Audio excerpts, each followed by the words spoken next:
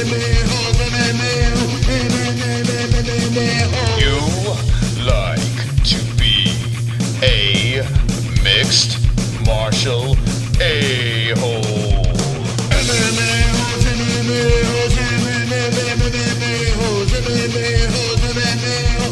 No way. Oh! Chat room unite.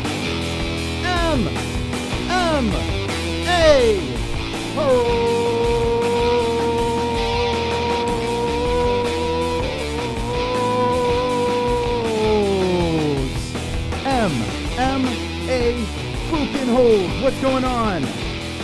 I hope everybody, and I mean everybody, is Wonderful. wonderful, fucking wonderful. All right, ladies and gentlemen, here we are. MMA-holes, we are live, coming from a Thursday night. I hope you all are excited right now. This is a special show. That's right. Take them to the living room. Boom. Premier FC. A lot of shite is going on right now. Premier FC, just in the fort. Sumter. KARYN WESCH, CEO of Premier Fighting FC. Sarah PAYANT. Holy fucking fooks. That's right. Yes, MMA-holes. That is correct. Let me put their Twitters on here right now. KARYN, bang, KARYN WESCH. Check this out. Boom. Soldier _ MMA. That's Sarah PAYANT. She's coming on as well. And the fort, Justin Sumter. We have a lot of news coming on. A lot of stuff. A lot of activities. A lot of things to talk about. This is the schedule, kids. Everyone watch. Everyone learn. And everyone be wonderful. That's right. All right. So we're starting off the show. This is the pre-show to 9 o'clock. 9 o'clock, we have KARYN WESCH. She's coming on. CEO of Premier FC. Now, you guys have a job, too, as well. In the chat, I want you to keep it flowing, keep it going. There is an event on March 11th, and Premier FC, is hosting this event. It's going to be wonderful. We have friends of the MMA-holes that are going to be fighting in the main event. And that man is Justin the Fort Sumter.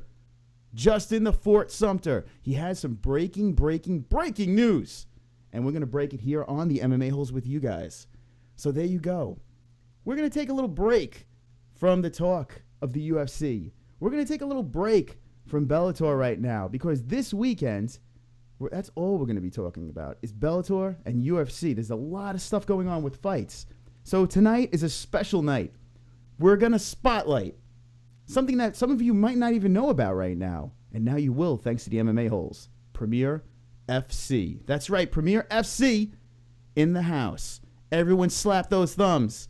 Everyone get all sexy. And everyone be prepared for...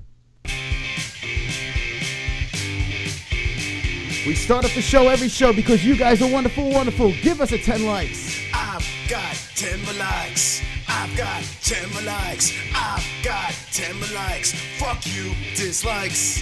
I've got 10 more likes. I've got 10 more likes. I've got 10 more likes. I hope the dislikes die of AIDS. That's right.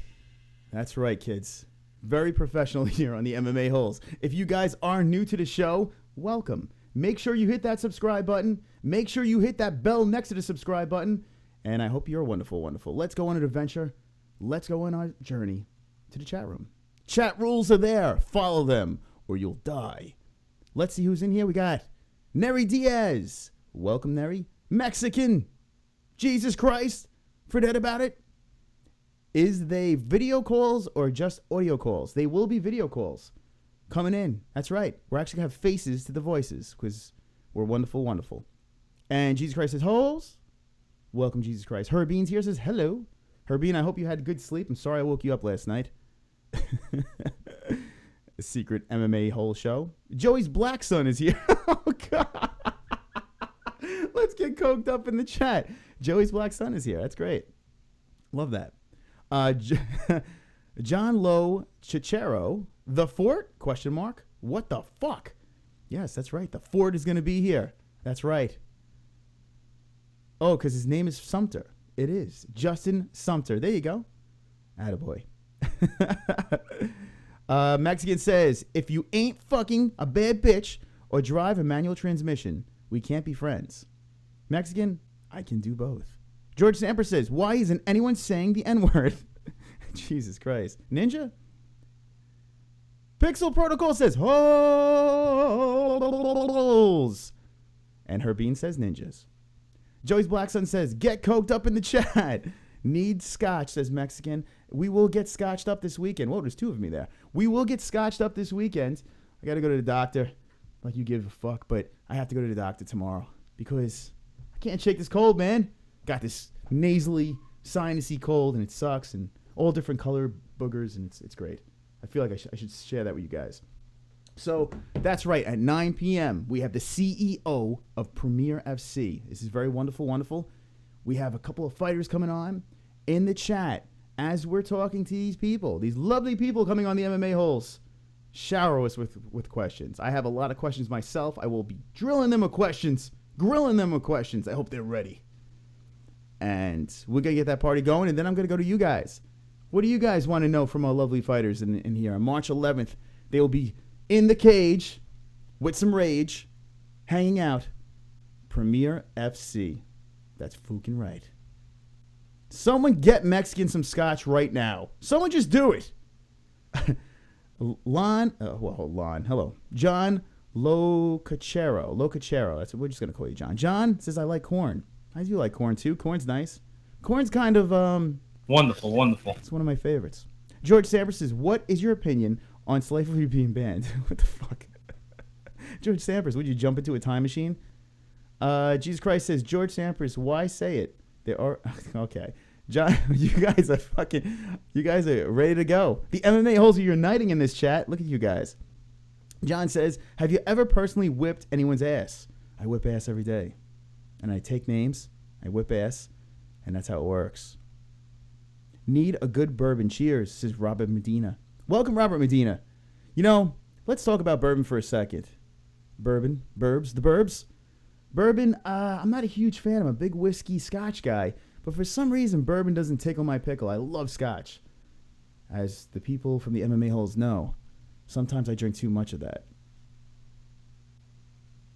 George Sampras drops a big L with a big O, followed by an L. Glenn Allen says, interesting. Latency test last night, Chris. That's right.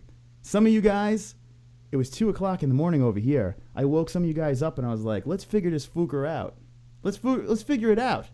So my voice is kind of going good. Right now I'm on a Hangouts. We're going to fill this room up with some friends. We're going to talk some MMA and some future fights. We're going to have a lot of fun. And I'm glad you all could join us. I really am. It's really exciting news. Remember, Saturday night, Bellator, MMA, Fedor versus Matt Mitrione. Saturday night, Brown versus Lewis. It's good stuff this weekend. A lot of fight stuff. Let's all annoy our girlfriends and wives and watch some fights this weekend. Yeah, that's what we're going to do. But tonight, we have a special show. I like special shows. I feel very special about the shows. George Sampras says, for real. In this other chat, we kept spamming the N-word. It's fucking therapeutic and shit. What the fuck? Oh, God. For that about it says, GSP is officially back. He should catch weight Conor at 160. So when they are in the octagon, Conor will be around 170. GSP around 180. We're never going to see that. And, yeah, GSP, I know he's right there. I know he is coming back. I wonder what's going to happen with this whole Michael Bisping thing. I'm curious to see what happens with that. That's going to be an interesting situation because, you know, Michael Bisping's foaming at the mouth. He wants that big payday before he pieces out. So he really wants that fight with St. Pierre. I'm curious if they're going to pull that together and screw over the soldier of God. Curious. Very curious. Oh, God. Here we go. Let's skip a couple of comments here. That'll be a boring fight, and I kind of concur, Herbine. GSP, the Canadian blanket, will sleep in top of Conor for 25 minutes. Yeah, I know this might be a little disturbing to some of you GSP fans, but I'm not the biggest GSP fan. He really doesn't do it for me. I take nothing away from his skills and his talent and his record, but I am not a GSP fan. at all. All right.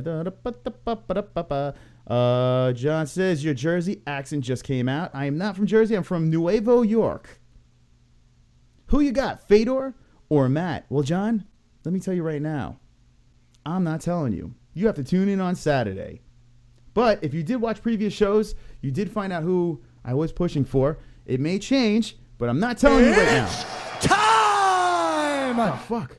Bruce Buffer. What is he yelling at? What is he yelling at, Bruce Buffer? I don't know. He's fucking screaming at me. Bruce Buffer screaming at me. And that means, if Bruce Buffer screams at me, that means we have another subscriber. Thank you for subscribing to the MMA-Holes. Every time we get a subscriber, Bruce Buffer scares the shit out of everybody. That's how that goes. And then when I figure it out really, then we could actually see Bruce Buffer pop up. Oh, look, there's a dislike. Everyone give that dislike, that prick. Fuck you. Fuck the dislikes. Fuck the dislikes. That's right. Thursday night strong, kids. Thursday fucking night strong here on the MMA-Holes. We are hanging out. Mexican says, George, I do actually mostly the Bible. GSP versus Nick Diaz is the fight to make. There you go, Mexican. That is why we love Mexican in here. That's the fight I want to see. GSP versus Diaz. Sign me up. Where do I sign up for that fucking fight? Where? Let me know. I need to know. I have to know. That's the fight to make. And I feel that that's what Diaz is waiting for too. So it looks like that's the fight. That's the fight that's going to happen. George the Canadian Blanket, St. Pierre versus Damien the Brazilian Blanket, Maya. Why the fuck not? Why the fuck not? I'm down with that. Guys got some good matchups in here. I like it. I like it a lot. Herbine says, George the Canadian, I saw that. Robert Medina says, thoughts on Holly appealing her loss and Scotch? Well, it's funny you bring that up. I think she's wasting her time and all of our time. And the news, I think she's wasting everyone's time, Holly Holm. Like I said last night, I am not as upset at everyone's, like this whole Holly Holm thing with the hitting after the bell, this and that. I thought a point should have been taken away. I do feel that, that there should have been a point given, assigned to Jermaine, but it didn't happen. The fight was so fucking close. If you just look at the fight the way it is, I scored the first 3 rounds for Jermaine and Holly the last 2.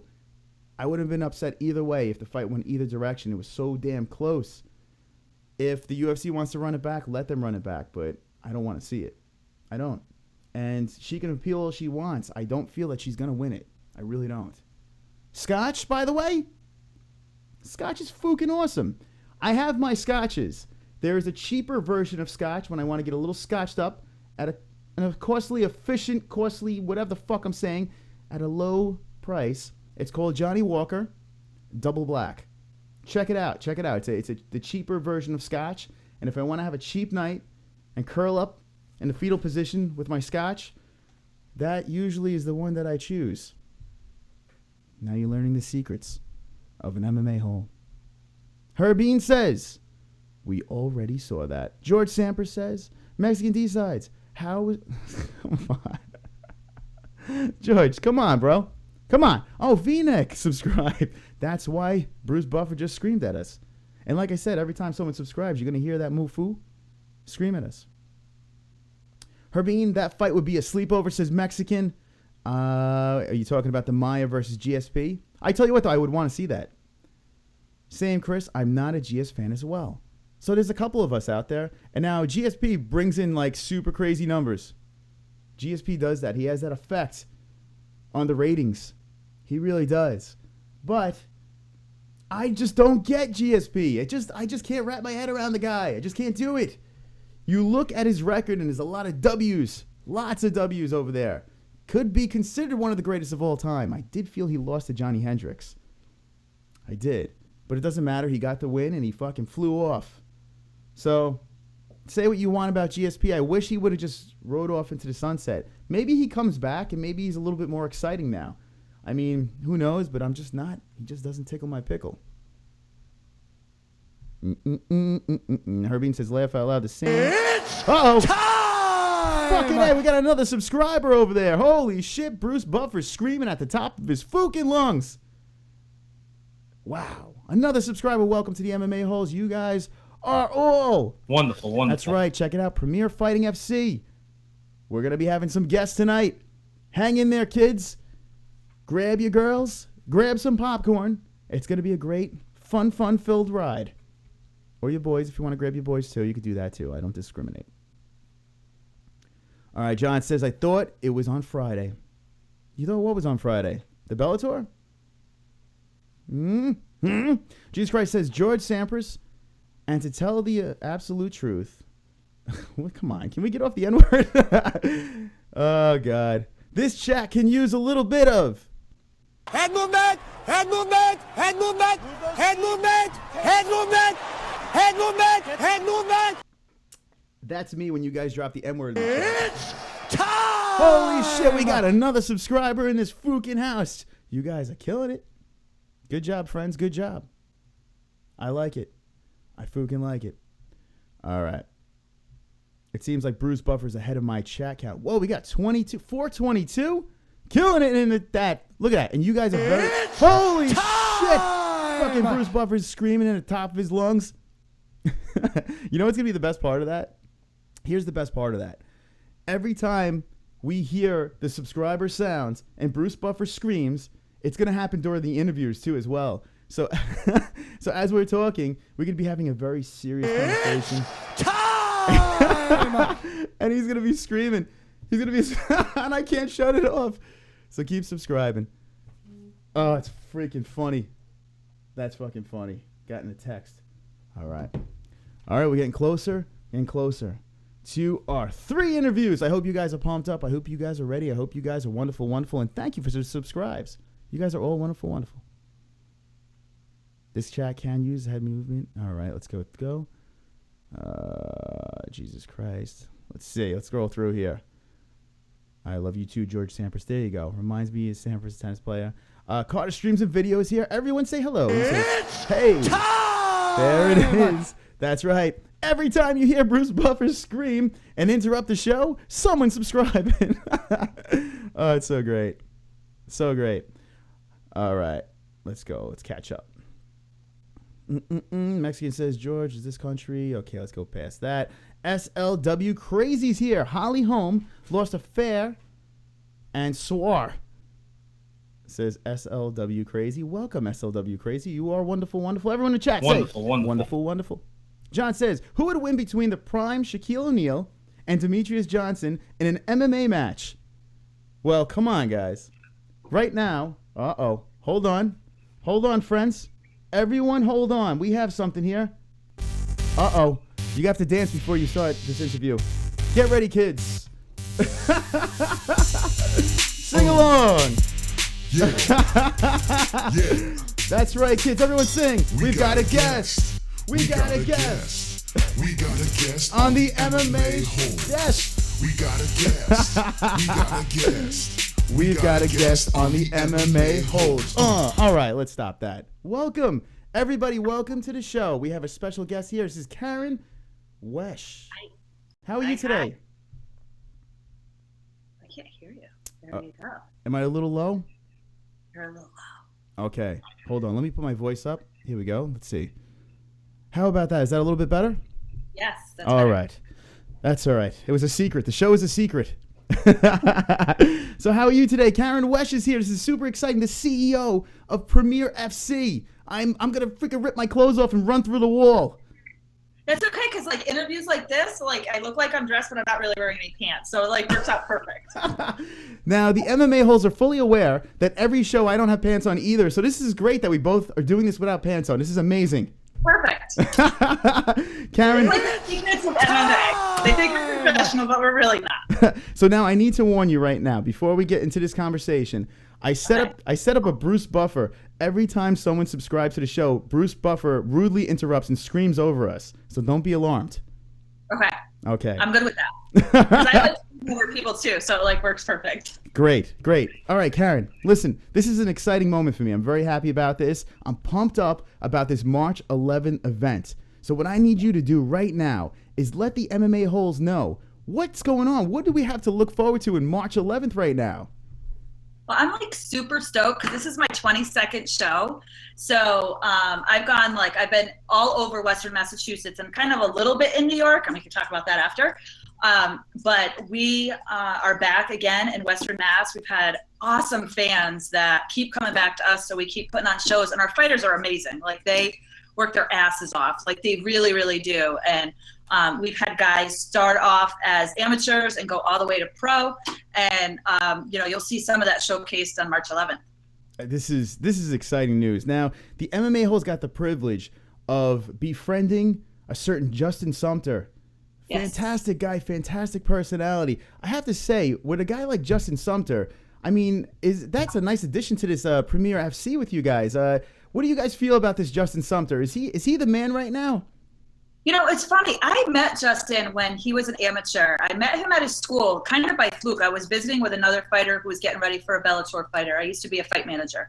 And he was there training, and I was like, wow, this kid is something special. He had, I think, an 8-1 record at the time as an amateur. He had fought in a little bit bigger, was coming down in weight, and I saw something in him. And so he fought for me before. He has so much talent, and to be able to have him and bring him back to fight as a pro again is amazing. He's a great fighter, and he's a good guy too. I mean, I don't know if you talk to him at all. Awesome guy. He's awesome guy. Yeah, we had him on the show a couple of times, and I have to say, I mean, total gentleman. It's Really, yeah. It's amazing how you could just turn it off and then turn it back on as soon as that cage door closes. And it's just like, it's go time. It's amazing how a lot of these fighters are able to do that. It's awesome.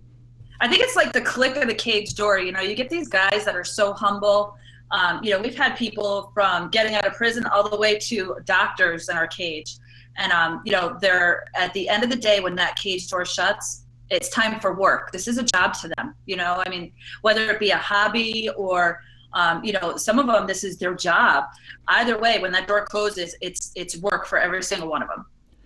Yeah, it's really wild. And it's funny, like, I got into MMA, I don't know, like, I became a fan like maybe around 6 years ago, somewhere around there.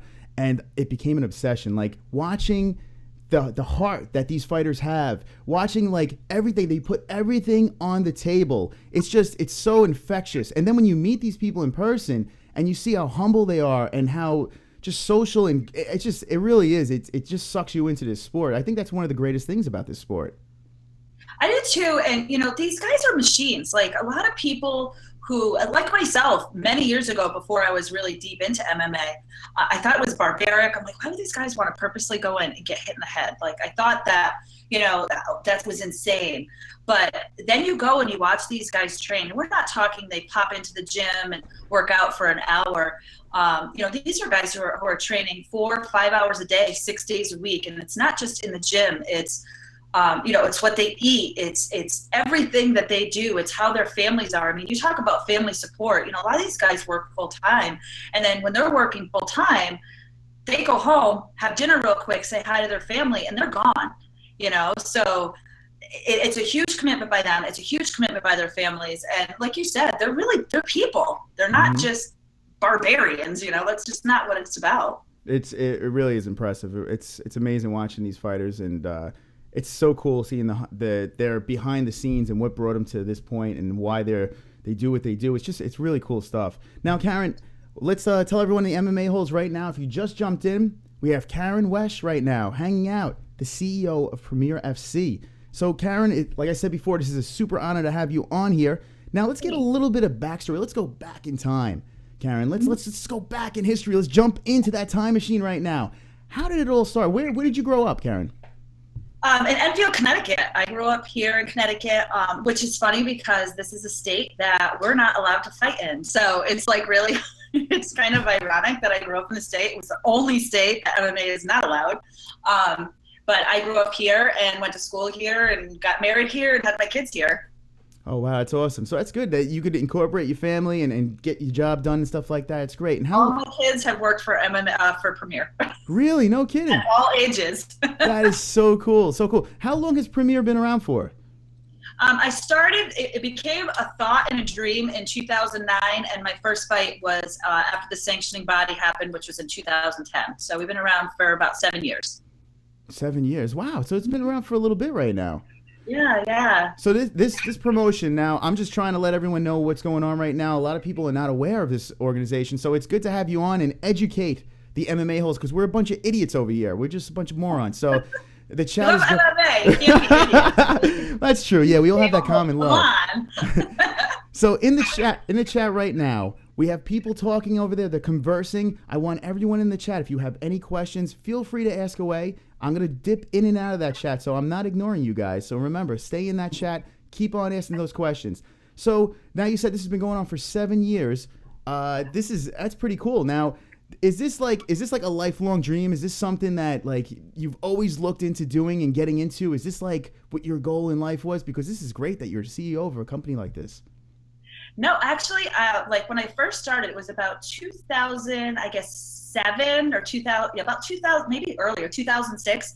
My husband actually loved MMA, and I'm an entrepreneur, and he just loved the sport. So I thought, he came to me with an idea, and together we built a company called Need to Bleed Fightwear.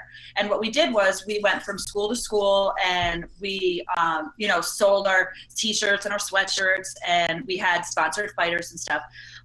And over time, I started studying fighters. I started visiting the schools and realizing like this was not a barbaric sport. So once I started studying it and sponsoring fighters, I started helping them out a little bit more. And I met a guy named Jason Franklin. And so him and I together, he had been in the sport for like 20 years. He was a trainer. And so what I did was I went and helped him build American Fight Team. So we had taken all these different fighters from all over Connecticut, Massachusetts, and we kind of plopped them down in one school and built this fight team that ended up having like 20 or 22 pro fighters on it. And it was amazing. It was right when, the time frame when we got sanctioned here. So, I was like phased in and out of that. But when I was in there, it was before we were sanctioned. What I realized at that time was, we had like really crappy, promotions around, and they weren't giving opportunities to fighters. If you were an amateur, they brought you in from far away to get beat up. And, having amateur fighters myself that were under me, I thought, that's awful. So, seeing what the local industry was like here and how bad it was, I thought I have to make a difference. So I took $500 and had a really good dream and decided to start Premier. So, Jason went in a different direction. He's actually a counselor, so he does that. And, my husband's actually a police officer, so he kind of did that. And I just kind of stayed focused and said, I'm going to do this, and made it happen. So that's awesome. I love the stories of the people that just fall into a direction and just go with it and are passionate about what they're doing. And it's amazing to hear these stories like this. It's great. It's great stuff. This is really cool. So I looked in this chat. We do have a couple of questions here. I'm going to dip in real quick. Let's see here. Oh, Jesus Christ. Be warned, these people they're ruthless. Listen, I'm actually a licensed matchmaker and a promoter, so there's absolutely nothing that I haven't heard before in my life. That's going to lead me into a question. I do have a question after I'm going to talk to these people real quick. Okay. This gentleman over here is an OG MMA hole. His name is Israeli as Jesus Christ, and he says, are there fixed fights in MMA? Have you ever heard of what? Are there fixed fights in MMA? No, we would lose our licenses if we did that. Yeah, that 100% legit. We're not like WWE. There's no fixing fights. We're sanctioned, so we're watched very closely by the Athletic Commission. So yeah, that's the thing. A lot of people, I think it's unfair to the sport, and I've been guilty of this myself, where I've accused either Bellator or something like that. Like, I don't know about that fight. That looked a little fishy to me. But I mean, I guess to pull off something like that, it's got to be super tough to be able to pull off like some sort of fake stuff going on. I mean, eventually it's going to be sniffed out. So you'd be able to see it, I mean, some guys have really good nights, and some guys have really bad nights. I mean, the best of the best have a bad night, and the worst of the worst have the best night of their lives. I mean, that's just part of the sport. But to fake that, there's just no way to do that. And no guy wants to get in that cage and lose. It's not, it's true. Yeah. You fight, you train that hard, you're going in to win. Yeah. So now there's a gentleman named K Money. He says, I don't like Bellator. Why would I like Premier? So what separates you from other organizations? Oh, that's a good question. So I have actually matched with Bellator before. I've co-matched with World Series of Fighting.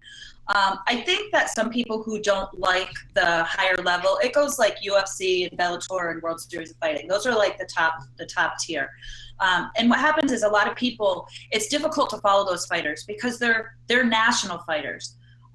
For Premier, what we do is I don't want to be Bellator or World Series. I want to be the stepping stone for the people like that. So I feel like Premier is more of a we're preparing fighters. So I feel like we're more personal. You'll really get to know more about the fighter, not just the fighter who's in the cage, but the fighter themselves, and especially local people. I mean, we do streaming, so we have people all over the country. I brought people in from Brazil, Spain, but also as far as I brought amateurs even in from California. And I feel like what we do is we make it more personal versus it being at a national level. And and I don't fault Bellator for that. That's what their job is. My job as a local promoter is just a little bit different. Gotcha. Now, Mexican D-Side says, do you use moisturizer? Anyway, should I try? That's a good one. Should I try? I mean, I don't feel like I look dry, but I think I can do it. I mean, I'm over 40, so like I definitely use moisturizer. I don't see it. I think you look around 24, 25. That's what I'm going to say right now. Sure, my 24-year-old daughter loves you for that. All right, let's see what else we got in here, and then I'm going to get to the real questions because these people are freaking. Oh, Prosper's here. Look at that. He wants to know who is your marketing team? Oh my God, I have these great guys. They're fantastic. Oh, they're on there. There they are. That's freaking funny. All right, let's see. Ask her if she. I'm skipping through over here. Trust me. All right. Let's get off this chat for a little. Thanks for the questions, guys. You guys are wonderful. Wonderful. All right. So now here's a question, and we kind of got derailed from the beginning. What I wanted to know is, now this is like a male-dominated thing. Now, to be a CEO of a company like this, in like a testosterone-filled bunch of probably gorillas running around, how do you stay on top? How is it? Is it tough to be a female in this type of industry, or like give me a little glimpse into that? I think like in the beginning, I didn't want to be the one to burn the bra, so to speak, say, here I am. But in the beginning, I think I was a little bit weak. I'd be all tough out here, but then I would like pull my blinds down in my bedroom and I would cry. Because, what guy really wants a woman in Mantown? I mean, I get that thought process. But at the end of the day, and over years of doing this, I think I've earned a respect to be in the position that I'm in. But that walk to that point, I think being a female in the sport, and especially because I'm a dual licensed matchmaker and promoter, I actually don't know of any licensed dual matchmaker and promoters that are female right now. On the East Coast. I don't really work on the West Coast. So do you think that gives you an advantage? I don't know if it's a disadvantage or advantage, because I think I hear more negative because I'm a female than to new people than whether or not it's a positive. But at the end of the day, I go and I do my job, and I think that I've earned the respect of the people that I work with, because I'm a very hard working matchmaker and promoter, and I don't change that up for anyone. I don't change the way I am, the way I do things for anyone, whether it be someone who appreciates that a female's in the sport or someone who doesn't want a female in the sport. So I guess I don't really look at myself as a female in the sport. I look at myself as a promoter and a matchmaker, and I'm here to do a job. There you go. So that's the perfect way to go about it. Now that leads into this. A gentleman says, named Fredette about it, says, does Premier have a women's division? And they're gonna find out tonight. Yes, that is the case. What do you think about women's MMA right now? Women's division. That's great. So what is your position on women's MMA right now? I mean, I think it's fantastic. Watching Invicta and stuff like that, I'm like on the edge of my seats. Sometimes I prefer to watch the women over the men. I mean, they leave it in the cage. Yeah, for sure. So, it's funny, and I know I have friends and stuff like that. They fast forward the women fights. I'm like, what are you doing? You're missing some of the best fights on the card. You're killing me. What are you doing? But, and we're going to find out tonight that there is a certain badass on this card in March 11th. How many fights are on this March 11th card? Right now we have 16. Wow, 16 fights. Holy Yeah. smokes. Hold on. Let me go on. I'm going to go on the page right now. We're in the MMA-HOLES living room. You can't see it, but our friends do see it. And right smack in the front is Justin the Fort Sumter. I see two other gentlemen on here, too, as well. I see one guy that scares the living shit out of me. He's a big dude, man. So who are the other two gentlemen on the front page? I'm not sure if you're... Oh, man. Oh, on my front page, I don't. There's a William Knight. Is that who's on there? There's a guy. One of my champions. His name's William Knight. He's Okay. a 205-pound fighter. He's a big boy. Whoever it is, he is the big boy. He looks like... He's a bigger black guy on the. I don't even know what the front. Let me pull up my website. But yeah, I want to say that there's William Knight and Alex Ortiz, I believe, is on the website right now. So now they're the two My champs? marketing guys are on there. You can actually ask them. They're the ones that do that. Okay, so marketing guys, chime in over here. Help. Help KARYN. That's what they're there for. Help me. Okay, so the bigger guy on the top, the one holding his arms, well, I guess they're both holding their arms up. The black guy is William Knight. He's my 205-pound champion. What an amazing guy. This guy flips, like flip. Like, he is so agile. And, Wow. even when he was 260 pounds, he was so agile. And he's such an athlete. And he's so easy to work with. He's such a good guy. And then the other guy actually is Alex Ortiz. Alex has fought for me for a couple years. He's a really good guy. He worked his way up to the championship belt in his weight division, and actually now he's in the process of preparing to go pro. Oh, wow. That's great. Yeah, so That's yeah, so awesome. He's right. He's actually, his wife's having a baby right now, so he took March 11th off, but he'll be back in June. So, but he'll be going pro. So. That's super cool. Super cool. I tell you what, this website is better than the Bellator website. I've ranted. Oh, thanks. I've ranted about this Bellator website, saying how terrible it is. No offense, Bellator, but your website sucks. But you guys, it's clean. It gets right to the point. You can see what's going on over there. I like it. It's very nice. It's wonderful, Thank you. wonderful. So let's look in the chat again, because I like to see what's going on. I see Fredette about says, he said something before that I wanted to ask. Let's scroll through. Women's division, we saw that. Let's go here. Thanks, Chris, for asking my question. Actually, I'll say something about the women's division. I remember when Dana White was in that little restaurant and he said, women will never be in the UFC. And then he had to go back to that same restaurant, I believe, with Ronda Rousey to say, I want you in the UFC. So, although a lot of people have a lot of negative things to say about Ronda and, since she's had a rough time, she has really, paved a path to women's MMA for all women. So for anybody to say, or any woman in this sport to say, that she's didn't work hard or that she didn't do what she had to do, she's the reason why it got as exposed as much as it did. And I appreciate the hard work that she put in, regardless, if she comes back to fighting or retires. She really made MMA, the women's division, she's pushed it nationally for all women. So I just want to kind of throw that out there for people who, dislike Ronda Rousey or say that she wasn't worthy or she shouldn't come back. She's a hard worker. I'm glad you said that. And I've been accused for, being a Ronda Rousey guy and, you just like Ronda Rousey. And that's not the case.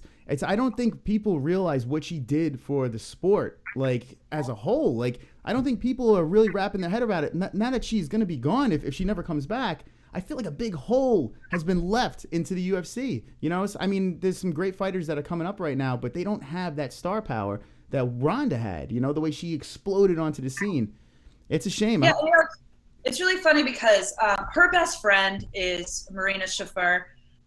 She's the girl that's in all the movies behind Ronda. She's got the long black hair. Marina fought for me. So I really, talking to Marina right when Ronda started and she started, getting bigger, I was able to, I actually did a show in New York to bring, Ronda was actually coming here to pick up Marina, and they were driving across the country to go and move together. And that's when the four horsemen started with, there was Ronda Rousey and all the girls. Marina was one of them. And so I was able to, when I was talking to Marina, humanize Ronda. Everyone looks at her like she was a machine. And, all she was like all, and, just fighting. And she wasn't. She was a friend. And, she liked girl stuff. And she liked to go shopping. And, so it was awesome that I was able through Marina to see the human side of Ronda and not the machine that everybody else sees and that everybody else talks about. She really is a hardworking woman, and she made a difference in this entire world for women's MMA. So regardless of, anybody's personal feelings on her and her style or her fighting, she made a huge difference, even an impact on me as a woman in this sport. And I don't even fight, so, bravo to her, because she did a lot. Yeah, and I think the worst thing that ever happened, I think the worst mistake she made was going The Ultimate Fighter. For some reason, she came out of that so dirty. And I know. The way they edited it and stuff like that, people don't realize that they edit shows in a certain way, and it just painted her in a bad, I don't know. But I found a lot of people just didn't like her after that, They did, and I don't think that's necessarily, she is a hard woman. She always felt like, I think she has something to prove. She has something to prove, and she's got to be this rough edge. But, something that she did that opened up a lot of people to do this is she didn't give a shit what people said. Oh, wait, hold on. You can't curse. Didn't care. You can't curse here. Yeah. This is a family show. Okay, No, I'm like, you can say whatever you want. You really didn't give a shit about what anybody thought. She said what she wanted to say. Thank you, Rhonda, for allowing me to be able to say shit on MMA-HOLE. I mean, Jesus. You don't want to try to stop me. Hold on, my ears. I gotta mute you. Where's yeah, we are the dirtiest group. I mean, anyway, I noticed in the chat that your daughter is in the chat. SLW Crazy. That's your daughter over there. Shout out. Which one? Yeah, that's one of my daughters. Yeah. Shout out to the daughter in the chat. We have a new MMA hole here. Welcome, wonderful. I apologize about the chat. Forget About It said it earlier in the chat. Where can we find the Premier FC? Where can we watch this if we can't go to the fight? How can we watch this fight? So we do live streaming. I think it costs money. I think it's like $14. You can go on our website, thepremierfc.com. The day of the fight, and there will be a link there to get you in so you can watch the fight. That's awesome. So that's great. You could watch. I was watching some YouTube videos. I was trying to do a little homework on the fighters that are coming on, and I noticed that they have a couple of camera angles and stuff like that. It looks just like you're watching any of the other fights. If you really think about it, you got the guy standing up filming it. Spend the $14, you cheap bastards, and watch the fight.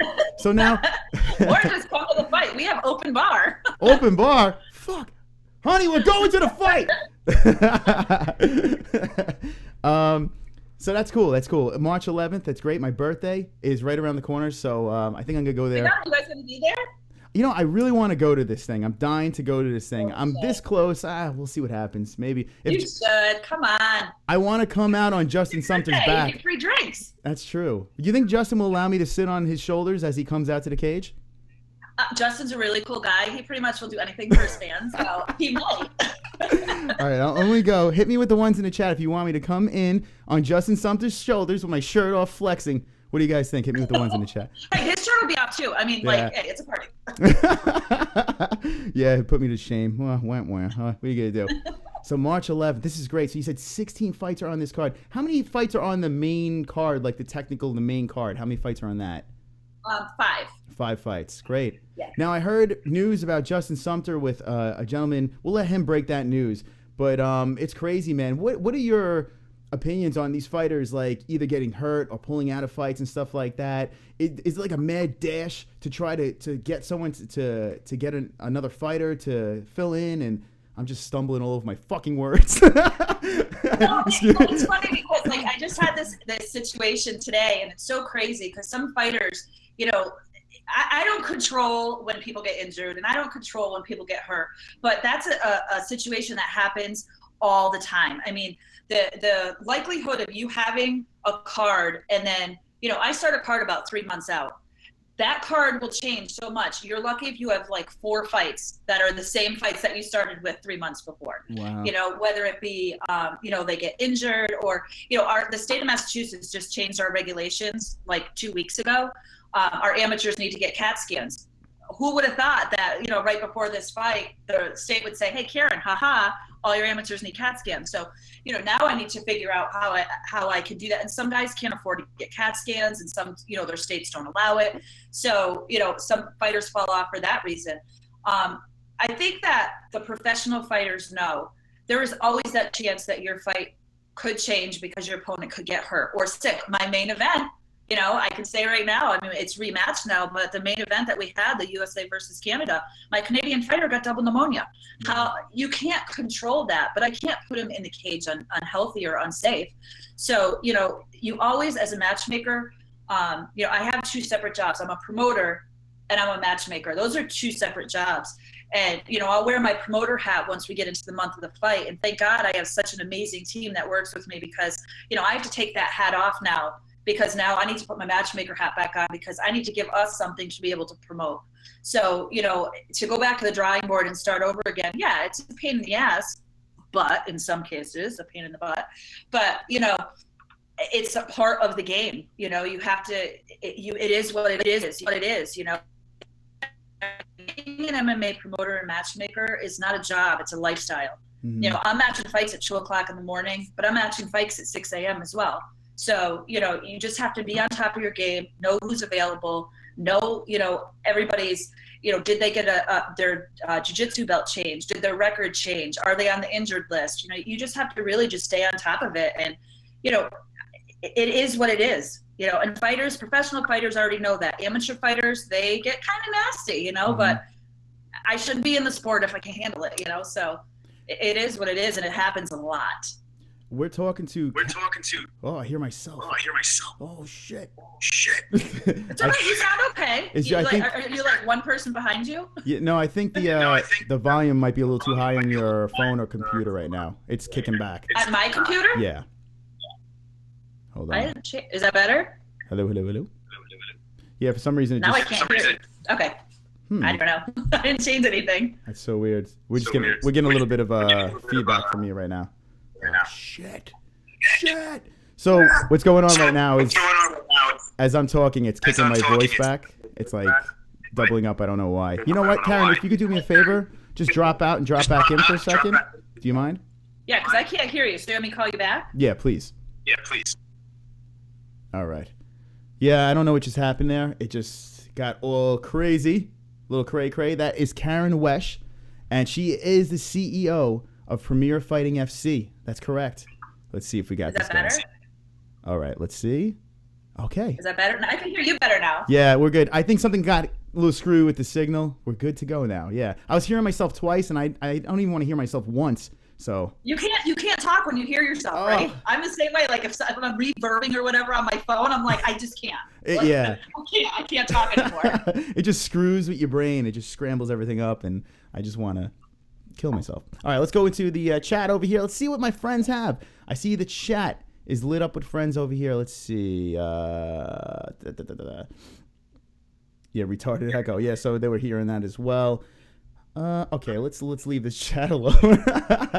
All right, so everyone, if you're just jumping in right now, March 11th, Premier Fighting FC is going down. We have 16 fights on this card. It's going to be, as the kids like to say, wonderful.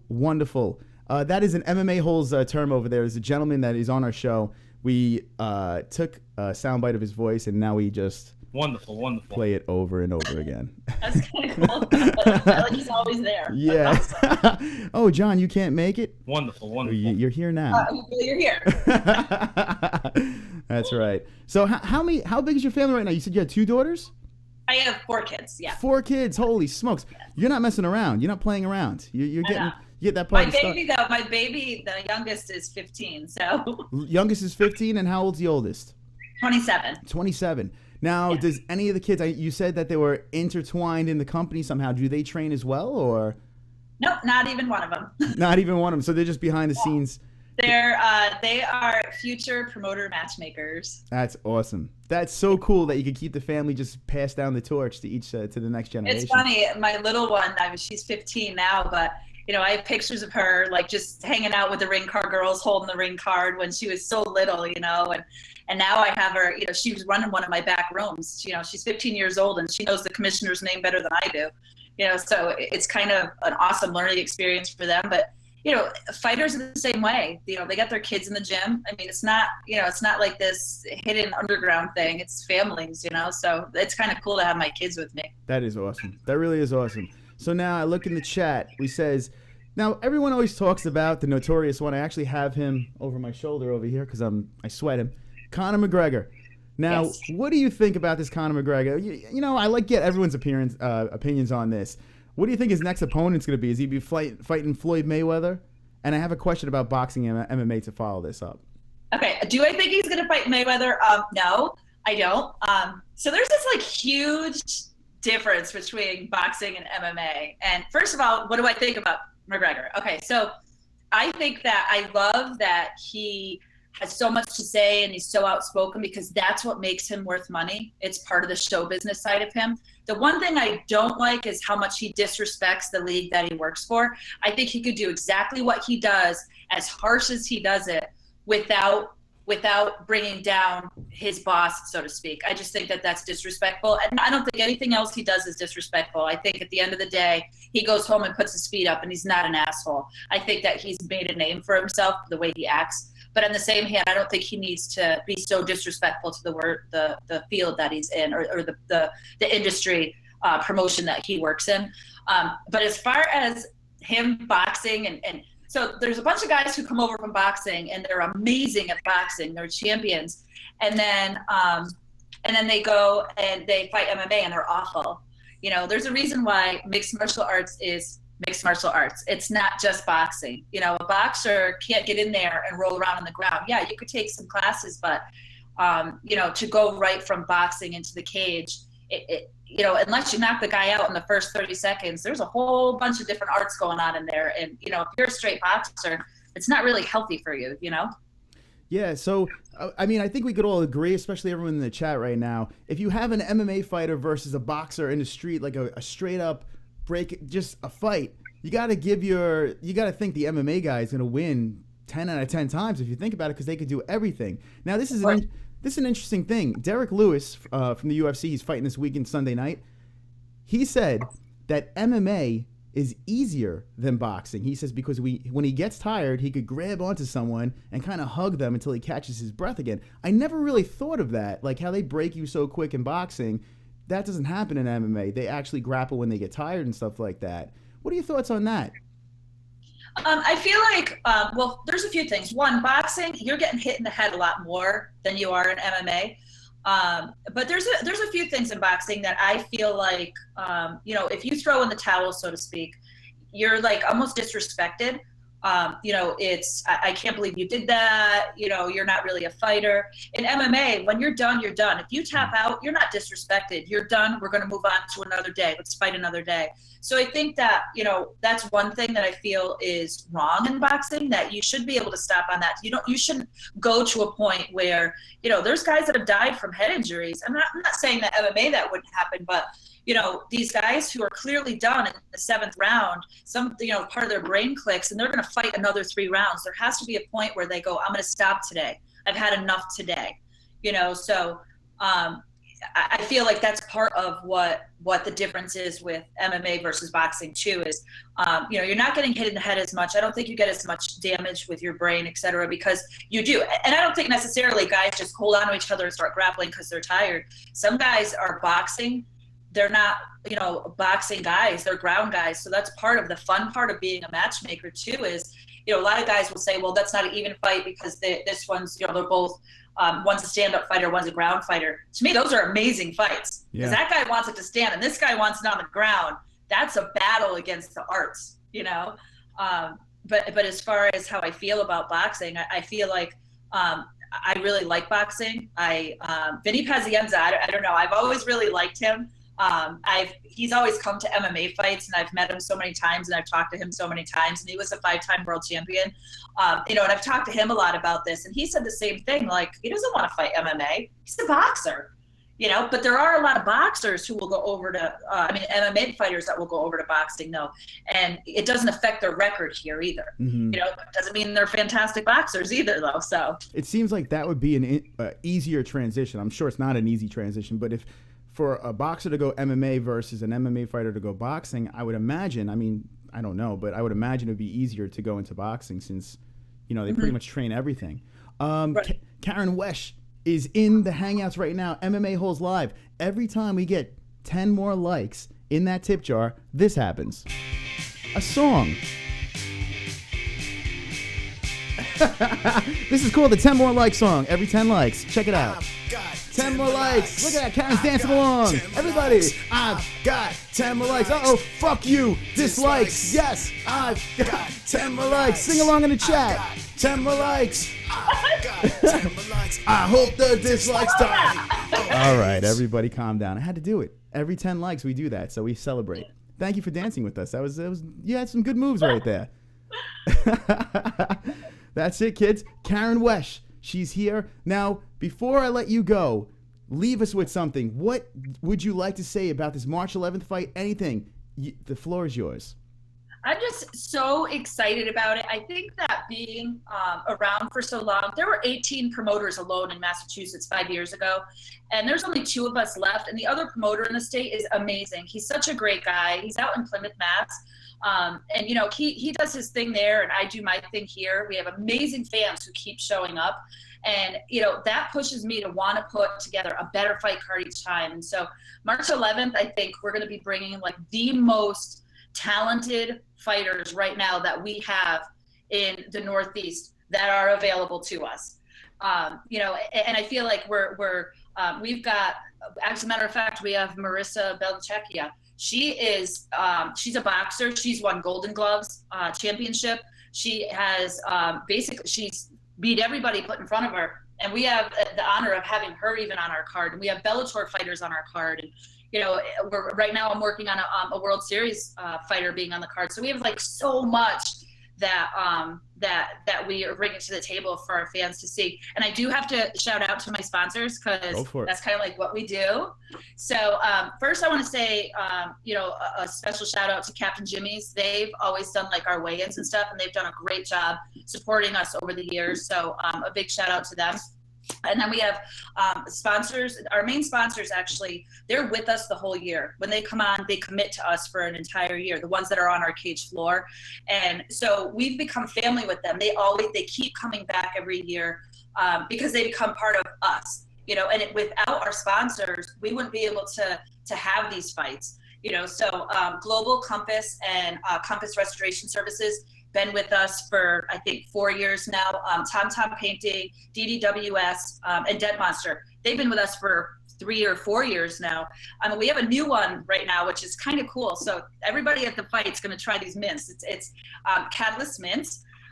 Everybody, we have thousands of mints that they're giving us to give away free to all the people that come in, like, and check them out. We're doing free giveaways to the fighters and stuff on behalf of them. So, you know, I can't thank our sponsors enough for everything that they do for us. And we're totally psyched that MMA-HOLES is going to be there because it's your birthday. So we're stoked about that. That's right. All right. I like this team up. We need to get together again and do this again. I had a great time with you, KARYN. Thank you for coming on. And I hope you I know you're talking to a couple of my fighters next, right? Yes, we have. Actually, I just got a message that Sarah's having a little bit of trouble getting on the Hangouts. So what I'm going to do is I'm going to put this on standby. We're going to have that chat flowing, and we're going to get her on the horn. Awesome. Thanks again, KARYN. All right. Make sure they're good fighters for you. All right. Thank you again, KARYN. We appreciate it. You're wonderful, wonderful. Wonderful, wonderful. All right. Love that. Thanks. All right. Thank you. All right. That was KARYN. There we go. KARYN WESCH, FC, Fighter FC, Premier Fighting FC CEO. And now she's an MMA-hole. That's it. She is an MMA-hole. Living room, there it is. Premier Fighting FC Fighting Championship. You got a lot of stuff going on here. What I'm going to do right now is I'm going to put this in standby. I'm going to have that chat going and flowing. Chat rules are right there. You guys, hold on a second. Wait, hold on a second. I see KARYN still here. Let's see. Is there an end button? There should be an end button on your call. There's like a little red thing. Bang, you click that phone and you're good to go. Oh, there she goes. All right, guys. That was wonderful, wonderful KARYN over there. All right, so this is what I'm going to do. You guys get to hear a wonderful, wonderful song right now. I take you to a wonderful, wonderful chat room right now. And we're going to get another fighter on for the second part of this show, the second segment. Sarah Payant. Payant? I got to find out how to say that name. Stay tuned, kids. Let's get the chat room going. I'll be right back. And make sure that everyone here subscribes, likes, and is wonderful, wonderful. All right. You got that? You guys understand that? Good.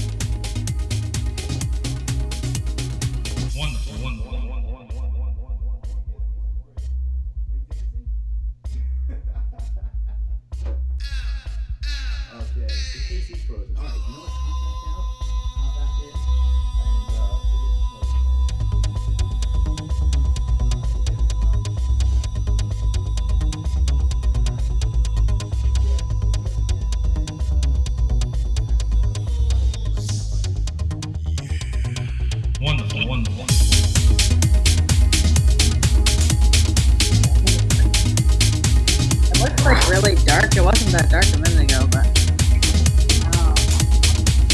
yeah. Yeah, right. Okay.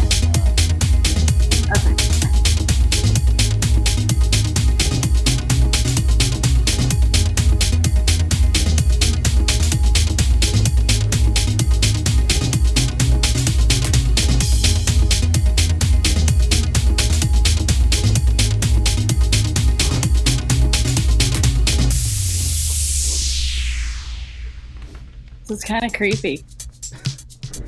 Okay. All right. Hold on 1 second. Ladies and gentlemen, we have something special going on here for you guys. If I could take off this terrible music. Hold on. All right. Enough of that. Ladies and gentlemen, boys and girls, we have a special guest right now dropping that. All right. We got your social media on there. This is a very professional show. Sarah, now how do you say your last name? Is it PAYANT? Yeah. All right. Oh, we got it right on the first shot. Sarah PAYANT. Now, you are a little bit dark over there. I don't know. Is there a light near you or close to you right now? Or Let's see. Maybe if I put it behind me. There I'm we going to go. get like a full-on view of my apartment. So. That's all right. We'll just come over. You'll probably It's kick. messy. You could probably kick all our asses. So. All right. All right, guys. How are you guys doing in the chat? Can you see? Behave. Now, the last interview, I saw you guys. I saw all of you motherfuckers in that chat. Excuse my language. I saw all you guys. And you guys did not behave. Now, Sarah, you are live on the MMA-HOLE, so unfortunately, they get a little unruly in here. My apologies in advance. Sarah, welcome to the show. Welcome to the show. This is really exciting right now. It really is. We have 3 guests. You're our second guest, and I got to say, don't tell the other ones, but I'm most excited to talk to you. All right? I talked to Justin a million times. I had enough of that guy. And KARYN was actually pretty cool. She was cool too. But Sarah, you're here. Okay. So how are you today? I hope you're having a good night. I'm good, yeah. I probably won't be as peppy as KARYN because I just got done training, and it's like I told her, I texted her, I'm like, you better shut up at 9:30 because it's gonna be my turn and I gotta go to bed. I've been good. I got a couple of texts. I saw Lewis was in there and he was like, yeah, give her the boot. So I mean, she did good. She really did good, and I like that she was very informative and she had a lot to say. And hopefully, these morons in the chat. I know all of you guys are in that chat. I hope you guys behaved as much as you could possibly do. So, Sarah, let's take actually, is there a way we could get you, let's figure this out, because all I see is teeth right now. Is there a way? I know, but they look really white, which is good. They do look good. Hold on. Maybe we could push you in front of that light, so. There we go. We got some light here. All right. Okay. How's that? Is that better? Perfect. Okay, now we see a face. Now you don't have to just look at my stupid face. We could actually see a pretty face now. Okay, good. All right, guys. So, Sarah, welcome to the show again. And let's start from the beginning. Let's get this party started right now. Now, where are you from, Sarah? I grew up in Greenfield, Mass. I now reside in West Springfield. It's closer to my job, and I can literally look out my window and see the gym parking lot. So it just puts me closer to training and work living out here. So, but I grew up out there. That's cool. So now, as a kid, were you an athletic person, sports? Were you into all that stuff? Like, what were you into as a kid? Is there a particular sport that had you in like the zone, something that you really like to do? Yeah, I started playing softball when I was just 4. So I've been playing sports ever since I was just a little kid.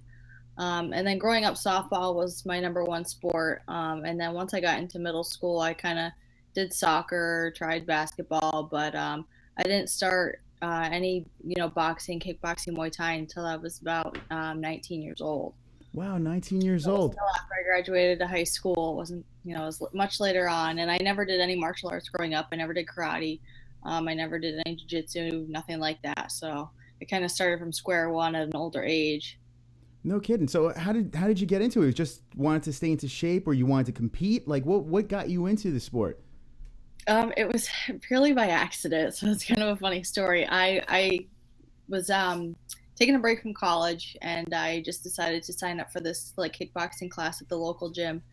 And it went on for 3 months, and I basically, they were ending the class. It was a trial class, and I wanted to continue with it. And the woman who taught it at the time gave me the name of my first MMA coach. And she's like, be careful. It's definitely a fight gym. I don't know what you're going to get yourself into, but try it. And I was in the cage like 8 months later. Wow. So it kind of all happened by accident. And somebody just asked me the other day, they're like, what if somebody told you that you would be here? Like, and I'm like, I would laugh at you. Like, there's no way That must that have I been. would have thought that I took it this far. Because at first, I remember my first fight, I was like, I just want to do it once, see, say that I did it, and we'll go from there. And like, here I am, like 16 fights later. Wow. So you have 16 fights under the belt. That's insane. Yeah, or this will be 16. Maybe this will be 16. I kind of lost track. Yeah, I'm sure. That many fights, sure. So now how many amateur and pro do we have going on? Let's see. So this will be 16. So I had 5 pro, and I had 10 fights as an amateur. That's amazing. Wow. And you're unscathed. Look at you. You could walk. You could you could talk. You got beautiful teeth. I can talk. I know my That's awesome. So okay, let's fast forward now. Now you are a fighter. You're into it. What do you do before a fight? What's the ritual like with cutting weight and stuff like that? How tough of a weight cut do you go through to get? And what weight class are you in? Over the past couple of years, I kind of had gone up and down with 35 and 25, and experimented with both those weight classes. But I seem to be a little bit small for 35. So lately I work with a nutritionist, Michelle, with Perfecting Athletes. And she gets me down to a science where I wake up the morning of weigh-ins on weight. I don't have to do anything. Wow. I just wake up and I go to weigh-ins. And she's like a miracle worker. I mean, this was like the first holiday I had to eat everything. So I basically just, when we started this camp, I'm like, okay, I'm like way fat and I need you to put me on a diet. So she's a huge part of my prep. And just kicking it up in the gym. I'm lucky enough with my job that I do get to train twice a day sometimes, so that's really nice. And I do have, like, I used to have a lot of superstitions. I've kind of gotten away from that. So really at this point, I'm just like kind of take it as it comes. I don't really go into like this, I have to do this or I have to do that. Like, I know I need to train hard. I know I need to do this. And I just, kind of show up and go from there and do what I need to do, and try not to overthink it. Guys, if you're just joining us right now, we're with Sarah PAYANT, badass, Premier Fighting FC. She's fighting on March 11th. You better tune in to that fight or I'm going to kick all your asses if you don't. Everyone knows that I'm very tough and I'm a man of my words. So now this weight cutting, how much of a weight cut is that? Is like, how much are we looking at to get to 115? Is that a drastic cut? Or, I mean, you say it's easy to do, but how many pounds are we talking about?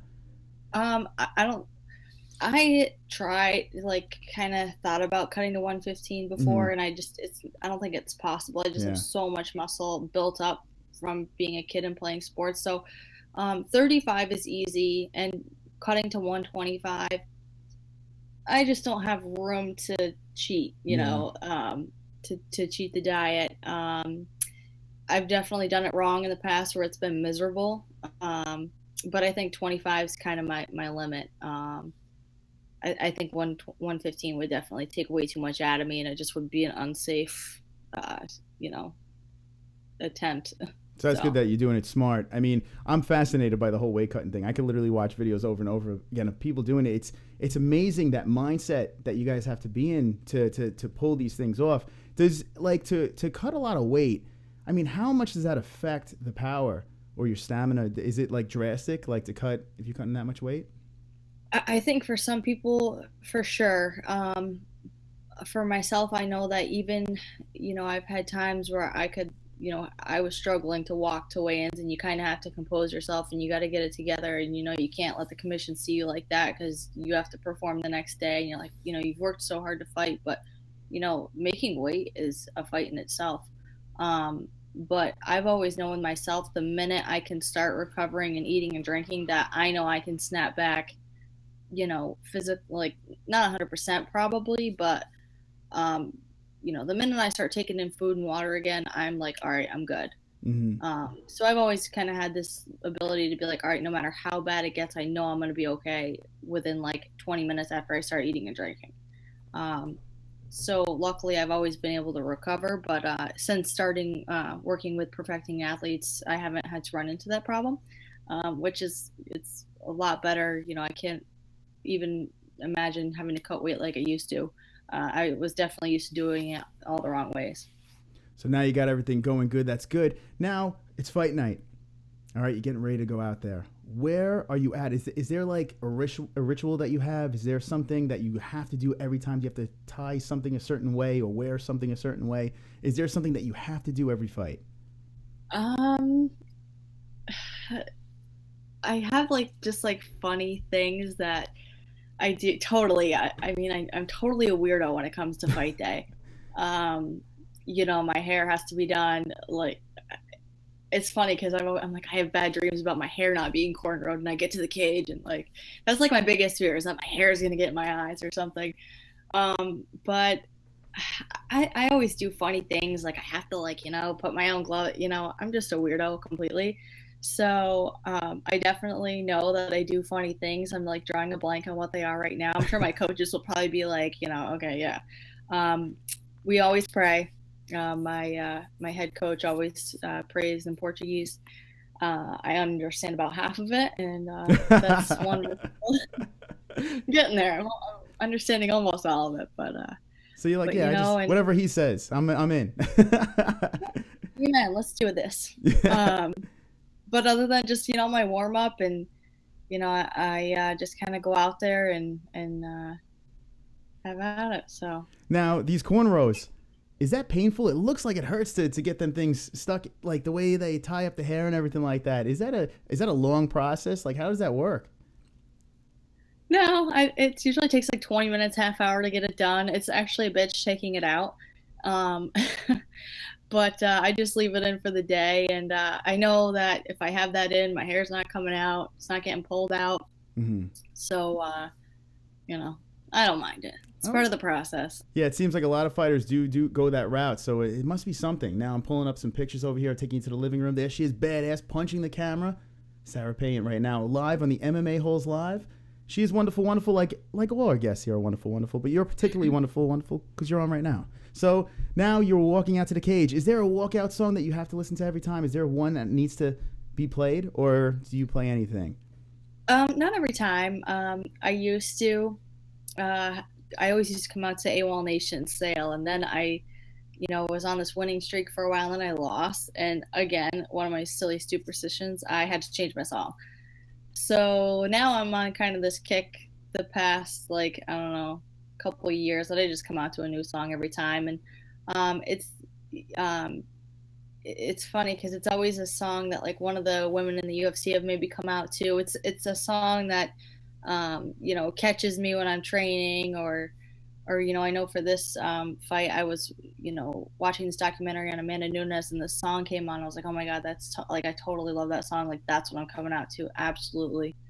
And so I just kind of randomly pick. So it doesn't really make much of a difference whatever you come out with. It's just make sure. Now, does it have to be an up-tempo song, or does it have to be kind of a subdued, chill song?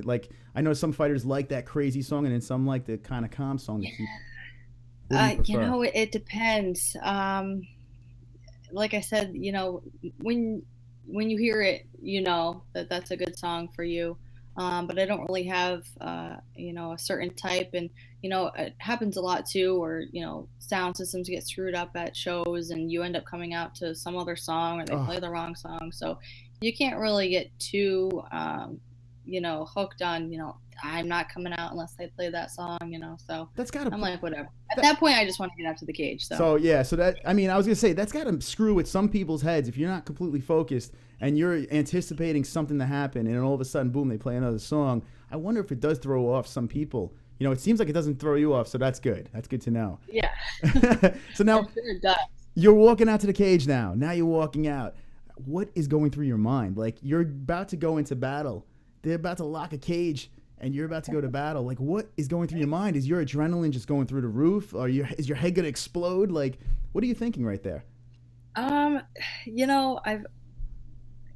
playing softball, I got to play in front of big crowds, so that's like never been a huge deal for me. I don't mind being in front of a lot of people.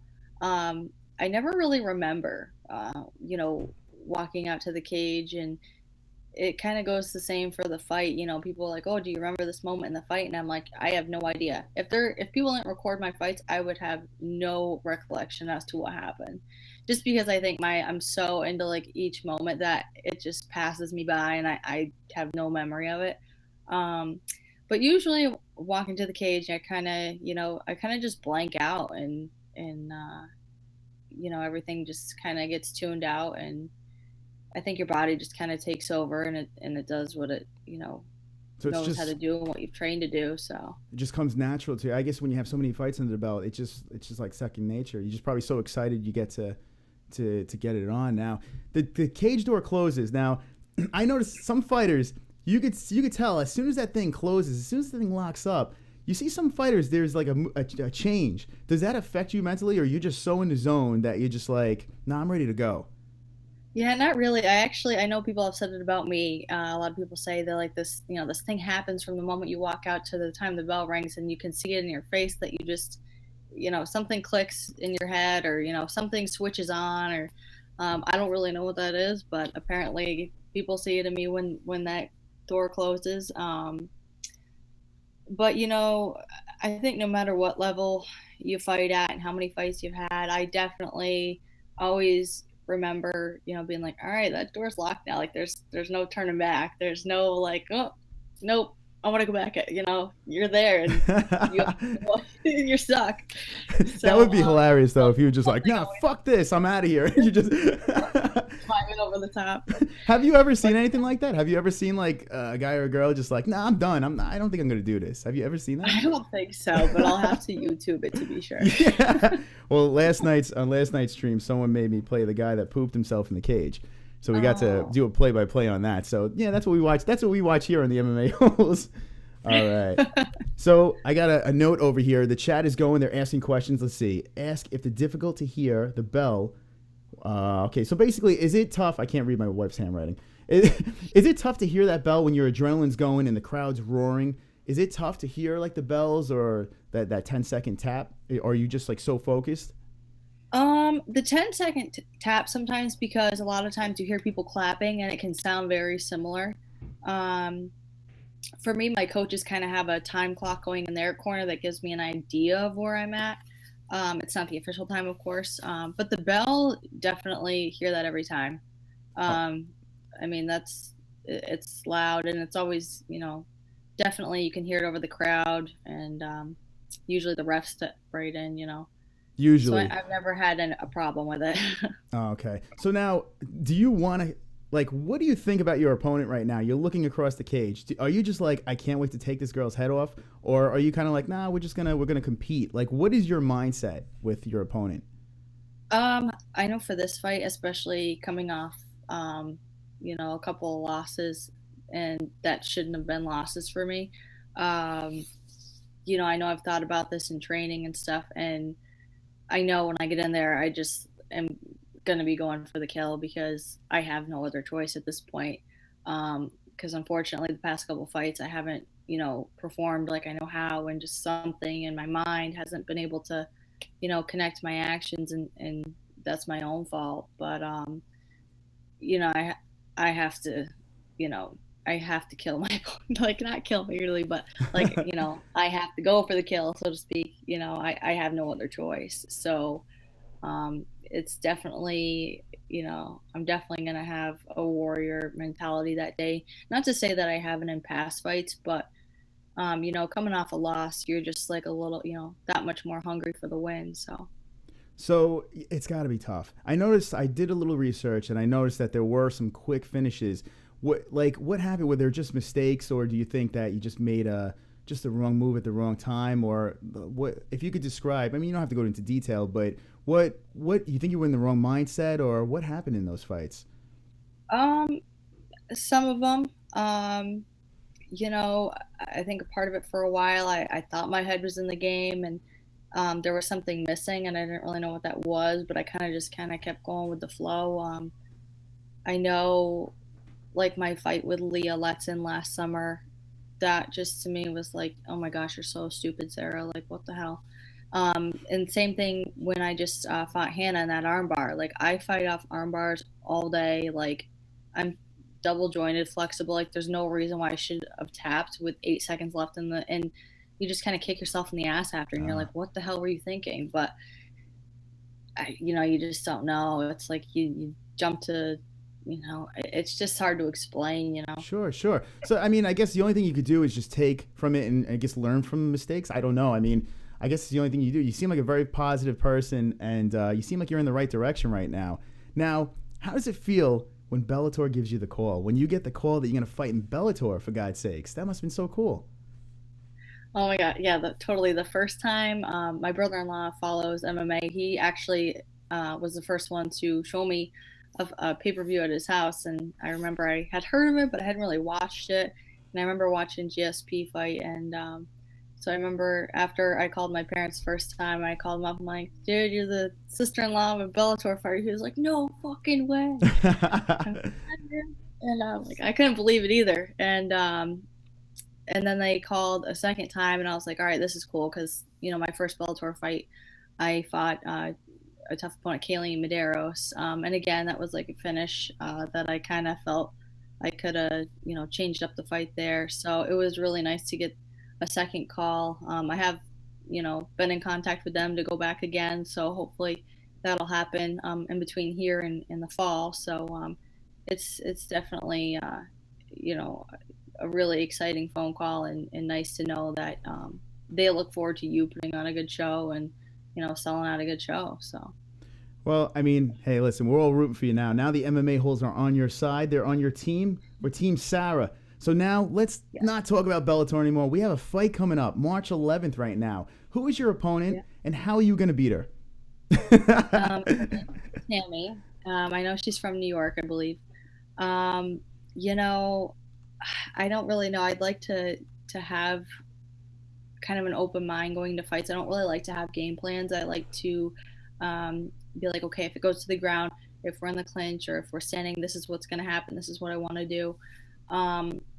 But this time, I mean, lately, I just want all out brawl. Like, I mean, I think I should be further in my career. So I think a lot of my frustration is going to come out on her, which is going to probably be good for me. So yeah, I don't know a lot about her, which is kind of good for me, because I've actually done better in the past with fights where if I just come out, don't have a game plan, don't know much about it, and say, okay, what the hell, whatever's going to happen is going to happen. So I definitely think I'm going to be a lot more aggressive than I have in the past, and kind of pick up where I left off when I was on a really good winning streak not too long ago. Well, Jay Smooth in the chat says, knock this girl out, Sarah. So there you go. You got some support from the chat room right here. Yeah, right. I'm telling you, you got the MMA-holes on your side right now. So we're pumped up for this. This is exciting. It's exciting news. And I've said it before. I said it again. This is an honor to have you on right now. So now, is it tough? You're welcome. Is it tough to prepare for someone that you don't really know much about? I mean, I know you said maybe it's going to help your situation, but do you feel you can focus now more on just you, or is it tougher to not know this one's specialties and stuff? I think it's easier for me not to know, because I think the more I know, the more I start thinking, and the more I start playing out situations in my head. Because I think if you try to play out okay, I want to take her down, I want to do this, it becomes like in your mind, and then if the fight goes another way, you're gonna freak out and be like, oh shit, what do I do now? So for me, I think it definitely helps me focus better, and I hope it does. But like I said, in the past, it's definitely worked out better for me that way. So. Here's just a random question. Well, first of all, Pixel Protocol says, hold on, you said something over here. Whoop that ass. So there you go. Fredette About It says, what is your reach? I don't know. Do you have a long reach? I don't know. I don't know what the hell kind of question's that. I have a picture on my Facebook page of like the tail of the tape from Bellator. It's probably on there, but I don't know. What kind of fighter do you classify yourself as? Are you what kind of fighter are we looking at here?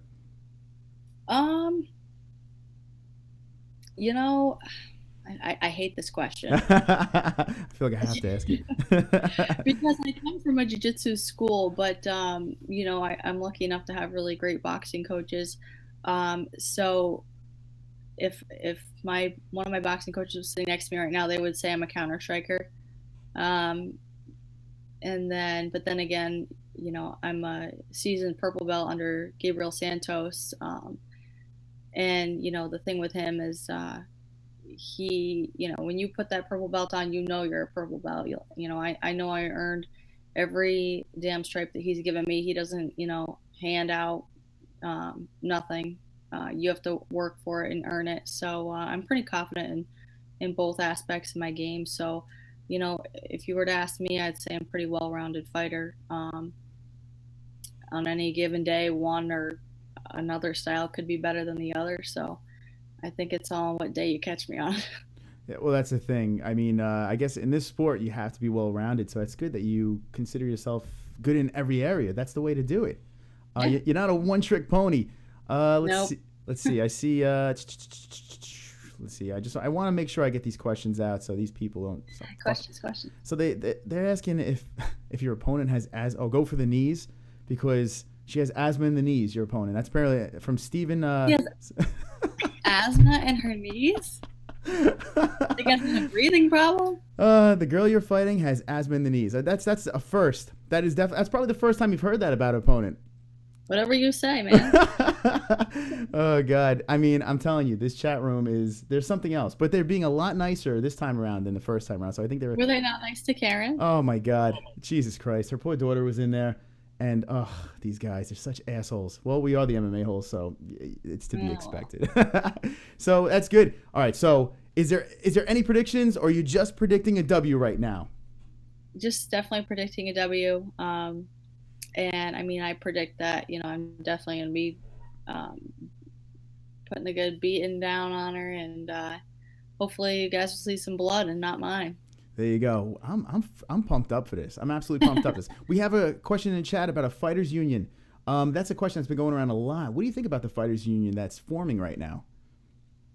I don't know much about it. You know, I'm really bad with social media for how many accounts I have, and I'm really bad with like what goes on in the media and like what's online, because I have like zero patience for it. So especially when you like, I was talking to Lewis and he's like, send me your links to your social media. I'm like, all right, I have Twitter, I have 2 Facebook pages, I have 2 Instagram accounts, I have like Periscope and LinkedIn. I'm like, what do you want? So like, I honestly only go on them very briefly, and I'm really bad at researching that kind of stuff, so I'd have to say no comment on that one. Well, no comment. There you have it. All right, so we know we have a W March 11th. That's not even a question. Not even a question right now. You're going to get in that win column. We're all backing you up. The MMA-holes have your back. I need you to do a couple of things right now. First off, I need you to tell everyone that I, Sarah, I'm an MMA-hole. I need you to say it right now, because when you blow up and you're famous, I get to throw this back and say, look, she's an MMA-hole. So give me your best. I, Sarah, and an MMA-hole. There you go. See, look, she's an MMA-hole. Okay, so what I need you to do, secondly, is throw the plugs out there. What do you got on you? What's coming up? And the floor is yours. Anything you would like to say to the MMA-holes and to the rest of the world? Just that if people need tickets, to contact me for tickets. Big thanks to Michelle Perfecting Athletes, my nutritionist, and my sponsors, Florence Roofing, Beck's Automotive, let's see, we got Dent Monsters. So big thanks to them. They've been around since the start of my career, and I'm just really looking forward to it. You know, I'm at that 3-week mark just about as of tomorrow, so I'm just kind of kicking it into high gear and patiently waiting for that day to come. So awesome stuff. I'm going to try to be in that building. I'm going to be very loud, and I'm going to be rowdy. So I'm going to try to drag as many MMA-holes as we can there. We're going to all be rooting you on. Sarah PAYANT, thank you so much for coming on, and follow her. We got your Twitter right over there. Follow her so she doesn't even pay attention to you, because she doesn't like social media. I'll do better. Try and do better. But we will all follow you. Thank you for coming on. I appreciate it, Sarah. It's a pleasure. Thank you. And come on again anytime. Shoot me a text, and we'll talk about UFC, Bellator, all that fun stuff. All right, sounds. Maybe we can talk about my win after March There 11th. we go. All right, after that W, we'll see you again. Thank you, Sarah, again. All right. There she is, Thank you. Sarah. Sarah Payant right over there. Follow her. MMA-holes, that's it. And you guys behaved in the chat. I like that. You behaved very well. You were wonderful, wonderful on that one. All righty. All right, so Sarah, let's see. I still got you in there. So the best way to end this call is just hit that little red button. All right, bye. Take it easy. All right, that was Sarah. There she is. Justin Sumter's next. Who's pumped up for Justin Sumter? Coming on the MMA-holes. Headlining the main event, March 11th. Justin the Fort Sumter will be joining us. That's pretty freaking cool. And, oh, the hell, speak of the devil, Justin is here. Yeah, I know the perfect time to come in. Perfect time. Justin, you did it good. You did it good. I was like, uh-oh, we're going a little longer. Thanks to KARYN. No, but we're going a little bit longer here. I wanted to give Sarah her due, and she did great. And it's a pleasure, Justin. It's a pleasure having you here again. Justin Sumter, what do you guys think about this? Look at that shirt. You see that shirt? You see that shirt? Yes. Justin Sumter is a fucking MMA hole. Yes. The chat's lighting up. That's good stuff, Justin. I like that. Good for you. You look good in that shirt. You look better than me. I'm going to take this shirt off and burn it now.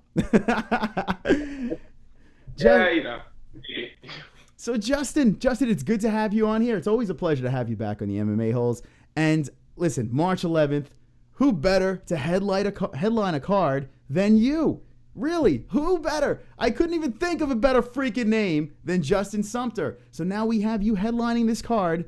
But wait, what the fook is going on? What is going on? Fill us in, Justin. It took a while, to find a person to accept the fight. And then we had a guy from Canada. Somehow he got pneumonia. So I found out like earlier this week that he backed out the fight. So luckily, KARYN, being the also promoter she is, she found a replacement. The fight will still go on. Okay, so the fight is still on, guys. Don't get worried. Justin is still fighting. Now, this opponent, I'm hearing something crazy. I'm hearing something about some sort of catch weight. What kind of opponent are we talking about here? Yeah. He's a heavier opponent. We're going to do a catch weight at 195. Real big deal for me, you know, because I walk around in the 200s and I cut down to 85. So it's kind of a reprieve, you could say, for me not to, you know, worry about weight, because essentially I'm on weight right now, so it's not going to be a big issue. So, Justin, you're a little bit pixelized right now. Are you far from a router or something like that, or I'm not sure? Well, actually, the router's like right there. Oh, okay. It may be my phone. My phone is like I'm due for an upgrade, so. Oh, okay. It's no problem. We hear you good. You just look like a what's it called? Actually, that's better. There you go. That's good. Oh well, actually, what it might be is I dropped my phone and the camera is kind of cracked over there. You can see it up there in the top corner. It's kind of blurry. Oh, okay. Yeah. I dropped the phone. That's all right. We forgive you. But now we see you. It looked like Minecraft for a little while. I thought. So now we're at one. Geez. So now we're fighting this fight. It's a catchweight fight. It's still a main event fight. It sounds like there's gonna be some real fireworks now. I mean, we got some heavy hands. You got a little more meat on the bones. How are you feeling about this? I mean, now you don't even really have to worry about much of a weight cut right now. So is that a relief, or how are you feeling about this now? It's a awesome feeling to not worry about weight, because you know that's like majority of the battle, because you train all the time, and you know that's something you do, but you cut weight only when you have a fight, and not to like worry about weight is like just, you know, awesome. Like I love it. It's got to be awesome, right? I mean, you could just focus on training and that's it. Now, are you eating whatever you want, or how's this working? Nah, like I'm still trying to you know, keep I would say the healthy food. You know, I mean, I might splurge a little bit, but nothing crazy, because I still want my body to perform the way I need to. So, you know, just keep it all natural, basically. So if I want to have a all natural burger with you know, that's not a problem now. So. All right. So I see right off the bat in the chat, Fredette about it's asking, how much do you deadlift, Justin? Do you deadlift while you're training? I mean, that sounds a little dangerous to be deadlifting while you're training, but do you? Not really. Like most of the weights I do are more or less body weight exercises. Just like the stationary lifting, I feel, and my strength and conditioning coach feels that it technically slows your body down. So the movement that you have to do, like I can do a deadlift. I would say the most I've deadlift was in the 300 range, but when I'm training, I don't want I want all my muscles to work effectively. So all my movements are effective in the cage. So when you're doing a certain type of lift, your body adapts to it. And after a while, you will see that some movements are constrained because your muscles are in a line, a certain pattern to lift heavy weights. So I really don't even lift that heavy. Like only heavy weights that I lift are more or less squats. Mm-hmm. You know, because squats are a universal exercise. So I see in the chat, hold on. Let's see. Someone asked if you eat pig's feet. What the Steven Cedillo or Cadillo? No, I do not eat anything pork. No pork. No pork. Okay. That was a question from the chat. Okay. I just make sure I see some of these people because they're interesting. So now this fight's happening. Why should everyone tune in? March 11th? What are we in store for in this main event? Man, just fireworks, man. I always bring the show. I try to, I don't try to outdo everybody on the card, because some people finish in spectacular fashion. But when I step in the cage, I always look for the finish. So you definitely can expect fireworks and expect the finish. I don't want to say I try to finish fights quickly, but my mindset, if the opportunity arises, then I'll try to end it. So, fireworks. Expect fireworks. I mean, what more could you want? What more could you want? If you go on YouTube and you just type in Justin Sumter, I'm telling you right now, every video that I've seen, it's been exciting. There's been a lot of action. It looks like you're looking to finish each opponent. And what more could anyone really ask for in a fight? Seriously, you're not there to play games. You're there to win and finish that fight. So, yeah. That is a quality. That's someone you have to watch. You got to buy that jersey. You got to buy that fight. Yeah. Right? Jesus. Yeah. Everyone's got to be there. We've got to sell out that. Remember, guys, and here we go. Take you right to the living room. March 11th, Premier Fighting FC. You better do it. You better be there. Where is it, in Boston over here? Let's see. No, it's Agawam. So it's right over the border between Connecticut and Massachusetts. Oh, okay, there we go. Agawam. Okay, and that's at the Proving Ground. Okay, there you go. So there it is, guys. You look at that. Look at Justin. He's standing there. Now, what belt is that? I noticed you have a belt over there. I'm always fascinated by these belts and stuff like that. That's their 185 amateur title. So, before I turned pro, I won their 185 title. And this is in Premier? This is what, Premier? Yeah. I tell you what, speaking with KARYN and learning more about Premier, it was very eye-opening. It was really cool. I tell you, they really know how to run a promotion. It seems like they really have their head together, and for the most part, it seems like they treat the fighters well, too. So I guess... Yeah, they definitely do. Now, how many fights do you have with Premier? Around about? I have 1, 2. This will be my third one. Yes. Third fight. That's awesome. Yes. Now, have you are you friends with Sarah as well? Sarah PAYANT? I haven't met her personally. I've seen her fight a couple of times, but I haven't met her personally. Super nice girl, and she seems like she's been in some tough situations in Bellator twice, and man, she seems like a hard-nosed girl. Now, is she with Prosper as well? She's with the circle of you guys?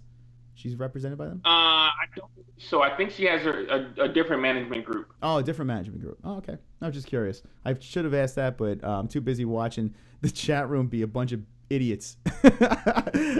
This chat room, I don't know. Did you watch any of the chat for KARYN? Oh no, I just got home from training, so as soon as I got home, I was like, I gotta get home. So it was unwatchable. But yeah, that's the MMA holes for you. So now you were just training. Okay, you were just training for this fight. Now, is it tough? You're going in one direction. Your mindset is going for one opponent, and then all of a sudden this guy pulls the wool out, and now they have this other gentleman that you're fighting. Is it weird is it tough? Not so much. Like, the good thing about it is, one, the guy that I was gonna fight, I would say that's a way more difficult fight than this fight. He was a southpaw, and training majority of my life, like the last time I was on, like, southpaws are kind of unique. There's few and in between, but I was comfortable with them. Mm-hmm. But this guy is a orthodox guy, and so I'm extremely comfortable with orthodox guys. Like, so it kind of makes it easier in my head, and the finish is definitely, I can grasp it. Like, as soon as I saw a video of him, I was like, okay, I know what I'm gonna do. So I see Prosper is in the chat hanging out. Shout out to Prosper Brand Management, and they say, Chris, you better be there. Now, Justin, I was telling Karen that I'm only gonna be there unless I sit on your shoulders as you walk to the cage. How do you feel about this? You have the entrance. You have to come down a big flight of stairs. Oh no! So, yeah, I don't think I think that's a safety hazard, But I'm gonna be major violation there. I just want to juggle on your shoulders as you walk to the cage. I think that would be. I think the opponent would be like, "Holy shit! I'm fighting a guy with a guy on his shoulders juggling." It's a good tactical. I mean, listen, you'll be right in that person's head, and you will definitely win. All right. I've never seen this before. So now you got to come downstairs. Now, if you're coming downstairs, they better make sure there's somewhere there to catch the person. God forbid something happens. Has anyone ever tripped down those stairs, like out of nerves and stuff like that, coming downstairs? Not that I've seen, but I'm sure maybe one or two people probably have. Yeah, because, I mean, I would be shitting my pants because I'm such a pussy. I'd be walking down those stairs or go, to just fucking just eat the stairs. And, yeah, it wouldn't be good. All right. Stupidity on the MMA-holes. But I got to say, Justin, you're a freaking great sport. You really are. Let's see. George Sampras, we have to avoid all questions by... Watch out for George Sampras in that chat. He's a fucking nut job. This dude is a shapeshifter. What the fuck? All right. I want to see if there's one. Hey, guys, in the chat, if you got one fucking good question, let me know. Sit on his shoulders. All right. Fuck these guys. See, I try to be nice. And I try to freaking open up the chat. Some normal questions in here, but I have to remember this is the MMA-holes, and I encourage this bullshit, so this is what you get. So, all right. So now the opponent trained. You're ready. You're in the zone. I tell you what, you seem super happy right now. You seem super pumped. Are you just excited that you have this fight? Are you just pumped up that this fight is coming close? Are you amped up for this fight? Yeah. The closer it comes, like I wish it was just here already, but the closer, I can just taste it. My training, I feel good when I'm training. My cardio's on another level, and I just feel ready. So I'm just ready to get in there and get it over with, and then on to the next one. So I'm slightly impatient. I know patience is a virtue, but I'm slightly impatient. I just want to get it done and get it over with so I can go to the next one. But I'm super excited. Here's a good question over here. Jay Smooth says, how does it feel to finish someone? I think that's a really good question. Depends on how I finish. Like if it's like, I start the fight and then I finish them just like that, it's like a bittersweet because I'm like, man, I trained hard for this. And it happened, but then you switch over and be like, man, I'm done. That hard camp, easy fight, whoosh. Then when you're like in the fight and you're exchanging and then you just land that one shot and drops them, that's just like a surreal feeling because it's kind of hard to explain. It's like you're eating M&Ms and like the M&Ms are good. The M&M being the bag of M&Ms being the fight, and then like you're like, oh it's empty, and then you just find that one extra M&M in there, and then you're like, oh yeah, that's kind of weird to describe it like that, but I think of it like that, like you eat one Reese's cup and you're like, man, I wish I had another one, and then you're like, oh, I do, like that's fine feeling. That is awesome. That is like the most awesome analogy right there. And you know what? I totally get what you're saying. That kind of makes sense. That's a good way of putting it right there. That's a great feeling. I kind of want to kill someone now. Yeah. I'm going to go outside and try to punch someone in the face. Don't go that far. Oh, yeah.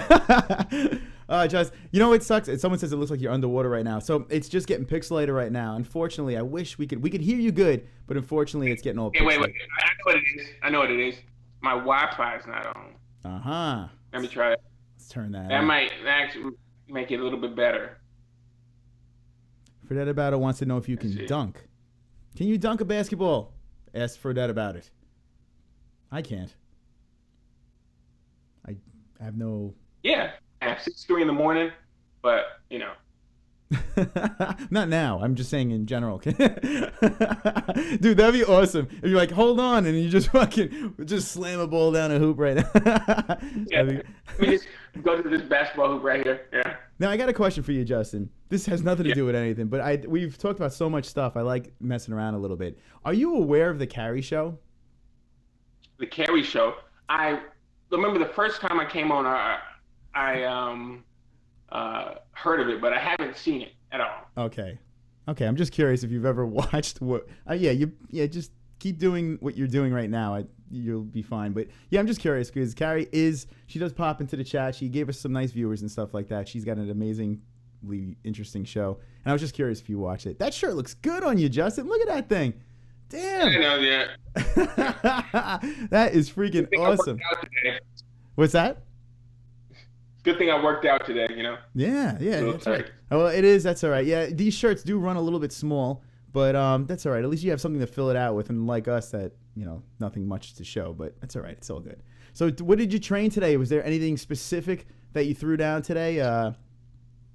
No, we just worked on some back control stuff, and then we did 5 rounds of sparring. So me and my teammate Joe Mikulinski, we both have fights March 11th. So we both get in there. He's a 170. He's a real good. Like, he's been doing Muay Thai fights. I think since he was 16. He's 21 now. So he has some real good experience. Real tough guy. So I'm really excited to see him fight. His first amateur fight, he did like awesome. So this one's going to be a good show. That's pretty cool. Now, Mexican D-Side is here. He's an OG MMA-hole, and he goes, ask Sumter what was the most money he has won shooting dice. How about shooting dice? Have you ever shot dice? I'm horrible. Like, the most money I've lost was like $100, and then that was the last time I played dice. Yeah. So I've never won any money playing dice. Are you a gambler at all? Do you like to go to the casino at all and have a little fun? I'm Texas Hold'em and blackjack. I love blackjack. I love counting cards and stuff like that. So, you can call me a Rain Man if you want, but, I'm no savant. Blackjack is awesome. It is an awesome game. People get all flustered and stuff like that, but it's a lot of fun, blackjack. You play poker at all? Yeah. Poker, there we go. Little Texas Hold'em? Yeah. That's a fun one. I was real big into it when I was a kid. I used to watch it all the time on TV. Yeah, and I never really got a chance to play. But then I started playing online poker. Was all right at it, and then kind of just was able to go to a casino and just started playing blackjack mostly. That's what I spent most of my time on, blackjack. There was a time where Texas Hold'em exploded. It was everywhere, all over TV. Everyone wanted to play it. It's crazy. You got sucked into that whole vortex, huh? Yeah. This is kind of cool. Now, this is Justin Sumter. Guys, if you're new to the show right now, this is Justin the Fort Sumter fighting March 11th, Premier FC. I keep on saying Premier Fighting FC, but it's Premier FC. You guys need to watch. You need to see it. You need to be there. You need to just do it right now. Check it out. I'm going to bring you guys to the living room. Here we go. There it is, Premier FC. And look at this. Look at his face right on the front of the freaking website. Justin the Fort Sumter is there, headlining that card, and we're honored to have you on the MMA-Holes as usual. Now, Justin, I like to ask all these weird questions because we asked you so many questions before about before the fight rituals and when you're in the cage, how do you feel? And we even asked you if you take shits before the fight. We got all the answers from Justin Sumter. So I like to get in deep with you and talk to you about all crazy stuff. This way, when you fight, we feel like a friend is in there fighting for our honor. Now, Justin, I really need to sit on your shoulders while you walk. I don't know. I can't get over that. But I'm going to definitely try to make it over today for this fight. I really want to go. My birthday's around there. I told my wife, I'm like, yeah, I think that's going to be my birthday present. I'm going to go there. And you're going to win. If I'm in the building, it's a guaranteed victory. Yeah. Well, yeah, if I don't fall down the stairs with you on my back, but, you know. Well, I'll break the fall. I'll try to go forward before you, and I'll break the fall, and then that would be bad. All right, Justin, listen. Anything that you want to say to the MMA holes, I need you to say it right now. Let the MMA holes know what's going to happen March 11th. What are your plans for the future? What do you see for 2017? Throw any shout outs you want to give. The floor is yours. The fort is here. The fort has the MMA holes shirt. The floor is yours. Yes. Yeah, no, I just want to say thanks to all the people for tuning in. Greatly appreciate you guys. Greatly appreciate the support. Of all the friends and fans of MMA-HOLES that, coming over to the Fort Nation. Really appreciate it. Shout out to Team FAA. I think 2017 is going to be the time when FAA makes their mark in the MMA world. For me, one personally, I think 2017 is going to be the biggest year yet. I got some real strong moves that I'm going to make in the near future, so definitely keep an eye out. Thanks to my sponsors, Key Supplements, Wash and Wag, Prosper for, taking me under their wing and doing a great job at it. Just expect fireworks. I can't explain enough. There are going to be fireworks. Always bring fireworks. And make sure you bring a fire extinguisher because there might be flames. I love that. I love that. I love the confidence. And even with Lewis, when Lewis gets on the phone, man, he's like, listen, Justin's going to win. Like, he's totally like, no. Look, listen, he's going to win. And that's what we all think, too. You're going to fucking win. Justin, the Fort Sumter, is going to do his thing March 11th, Premier FC. Thank you so much, Justin. I really appreciate it, as usual. It's always a pleasure. Thank you. And you better come on after the victory, and we're going to all celebrate. We're all going to celebrate like gentlemen. Yes. Some scotch. Scotch, that's right. Scotch it up with the MMA holes. And March 11th, I'm going to say I'm 80% going to be there. So that's pretty good. That's pretty good right now. Oh. I'm going to get a crew, and we're going to get this up. I'm looking forward to it, Justin. Thanks again, buddy. We'll see you March 11th. All right. There he is, Justin Sumter. All right, guys. Now, listen, if you are not aware of Justin Sumter, if you're new to this stuff, Justin the Fort Sumter is a badass. Justin the Fort Sumter is no joke. He is headlining this card right over here. Look at it. Just look at it. Premier Fighting FC. That's right. Justin Sumter is going to be there. If you want to learn more about Justin Sumter, you need to check out the previous videos. If you look in the history, we got into detail when he first came on about everything. We even talked about poop. That's right. Justin Sumter, you go back in time. We talked to him twice. Check out the first video with Justin Sumter with the MMA holes. It was a great time. We had a lot of fun laughing, and we learned everything we needed to know about the fort. And we're going to learn more March 11th. Trust me on this one. The fort is in the zone. Also, Sarah Payant, and we had a lot of fun. A lot of fun. Check it out here. Living room. There it is. One more time. Take a look. Just look at it. It's amazing. It's absolutely amazing. Premier Fighting FC. We are up to 428 subscribers. There's 26 tips in that jar. Wonderful, fucking wonderful. That's right. Chat, how are you? How are you? Now, I'm not ignoring you guys. But it got so out of control at some points. I was like, fuck, I can't ask these questions. Just can't do it. Now let him come back a couple of times, and then we could play that game. All right, Thomas, he showed the definition of a cuck. There's a lot of cuck going on here. I see Sampras is really getting under people's skin over here. Come back with the belt, says Herbine.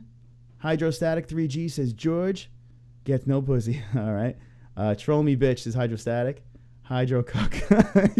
Here we go. Jay Smooth says, Justin via K, the Fook O. Hydrostatic says, you ain't trolling no cuck. Get your fingers out of your cat's pussy. All right, for that about it, I saw some good questions in there. I appreciate it. I truly do. He says, hey, Chris, can you limit how many times the word cuck can be used in the chat? George is out of control. Here we go again. So, to you guys that's semi-new to the show, George Sampras is the troll of all trolls. He really is. And unfortunately, I've encouraged that before. Now, George, we need to use your powers for good. We need you to use this spamming ability to just light up other chat rooms. I mean, you could light us up too, but don't be a dick. Don't be too much of a dick. I like dicks. Well, that sounds good. I like dicks. There we go. Here we go. Let's just get Chris saying I like dicks. All right. Here we go. I turned off the Hangouts. We're back in here. Let's see.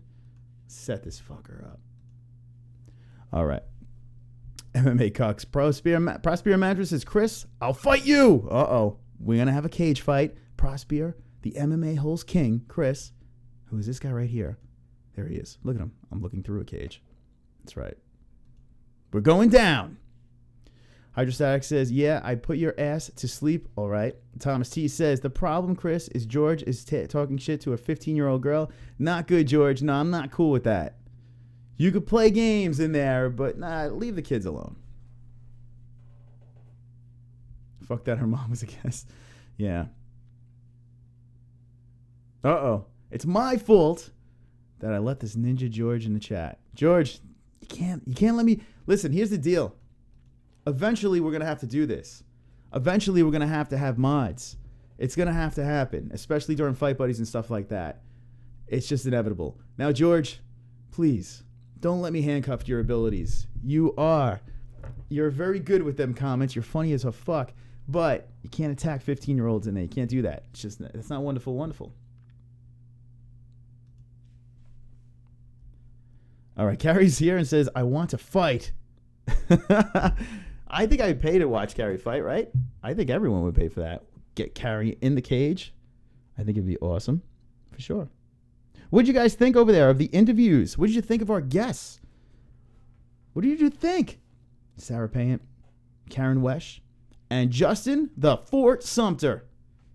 I thought they were cool. I thought they were really cool. Justin's always good. KARYN was very informative. She was funny. She was a lot of fun. I like the fact that KARYN was just chill, man. She's the CEO of Premier FC, and she's super chill. I have to give her a lot of props, KARYN. A lot of props. You were awesome. I can't wait to have you back on. And Sarah was unbelievable. Super nice, sweetheart. I really am rooting for Sarah. I want Sarah to get that W for sure. Got to get my sound bites up here. But I think Sarah's going to pull it off. I really do. I've watched some of her previous fights. She is 1-4. She is 1-4. But if you look at her losses, they were quick. Some mistakes. You make some fine tuning. You never know. You could turn that game around. She was in Bellator twice. She's a pretty girl. And if she could pull it off, she could be right back on that horse again in Bellator. She's got the look. She's got to back it up with the fight. I think Sarah's got it. I really do think she's onto something. She has something. Stream that shit. I'm that communication. GYT says Lucky. Lucky is here. Modcock says George Sanford. Great job on the interview. Thank you, Thomas T. I appreciate it. I really do. I appreciate you guys hanging out. You guys were awesome. You guys were? Wonderful. John's back. What weight class is Carrie? I think we got that going last time. Fired up. Chris is being a cock. Fuck George Sampras in the chat. Mexican was all over. Oh, were you really, Mexican? You know what? Here's the thing. It's probably a mistake that I make, but when you could rewatch the streams and you could see these chats, and I could see the stuff that I missed, and I like to rewatch the stuff. So, Mexican, I'll be watching. I'll be rewatching and watching what you said. I hope you behaved. I know you didn't. You motherfuckers were ruthless in that chat. Ruthless. But hey, we are the MMA-holes. And that's the thing, guys. I know you said that George was out of control and stuff like that, and Mexican asked some crazy stuff. Do I encourage going after kids? No, I don't encourage that. But no one else is. I mean, listen, we're a bunch of idiots. That's the point of this. So I can't reprimand too much.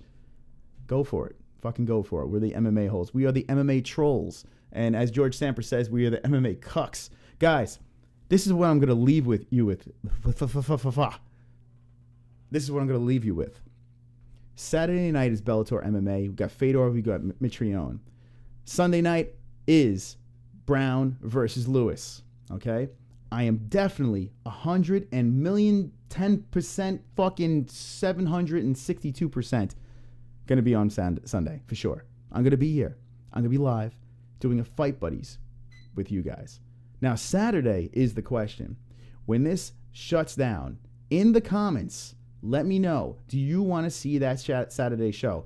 Not in the live chat, because the live chat's going to shut down. I need to know in the comments. This way, when I come back, if I see enough people say, yeah, do that Saturday show, I'm going to be here, I'm going to do the show. If I don't see enough comments, I'm not going to do the fucking show. Not going to do it.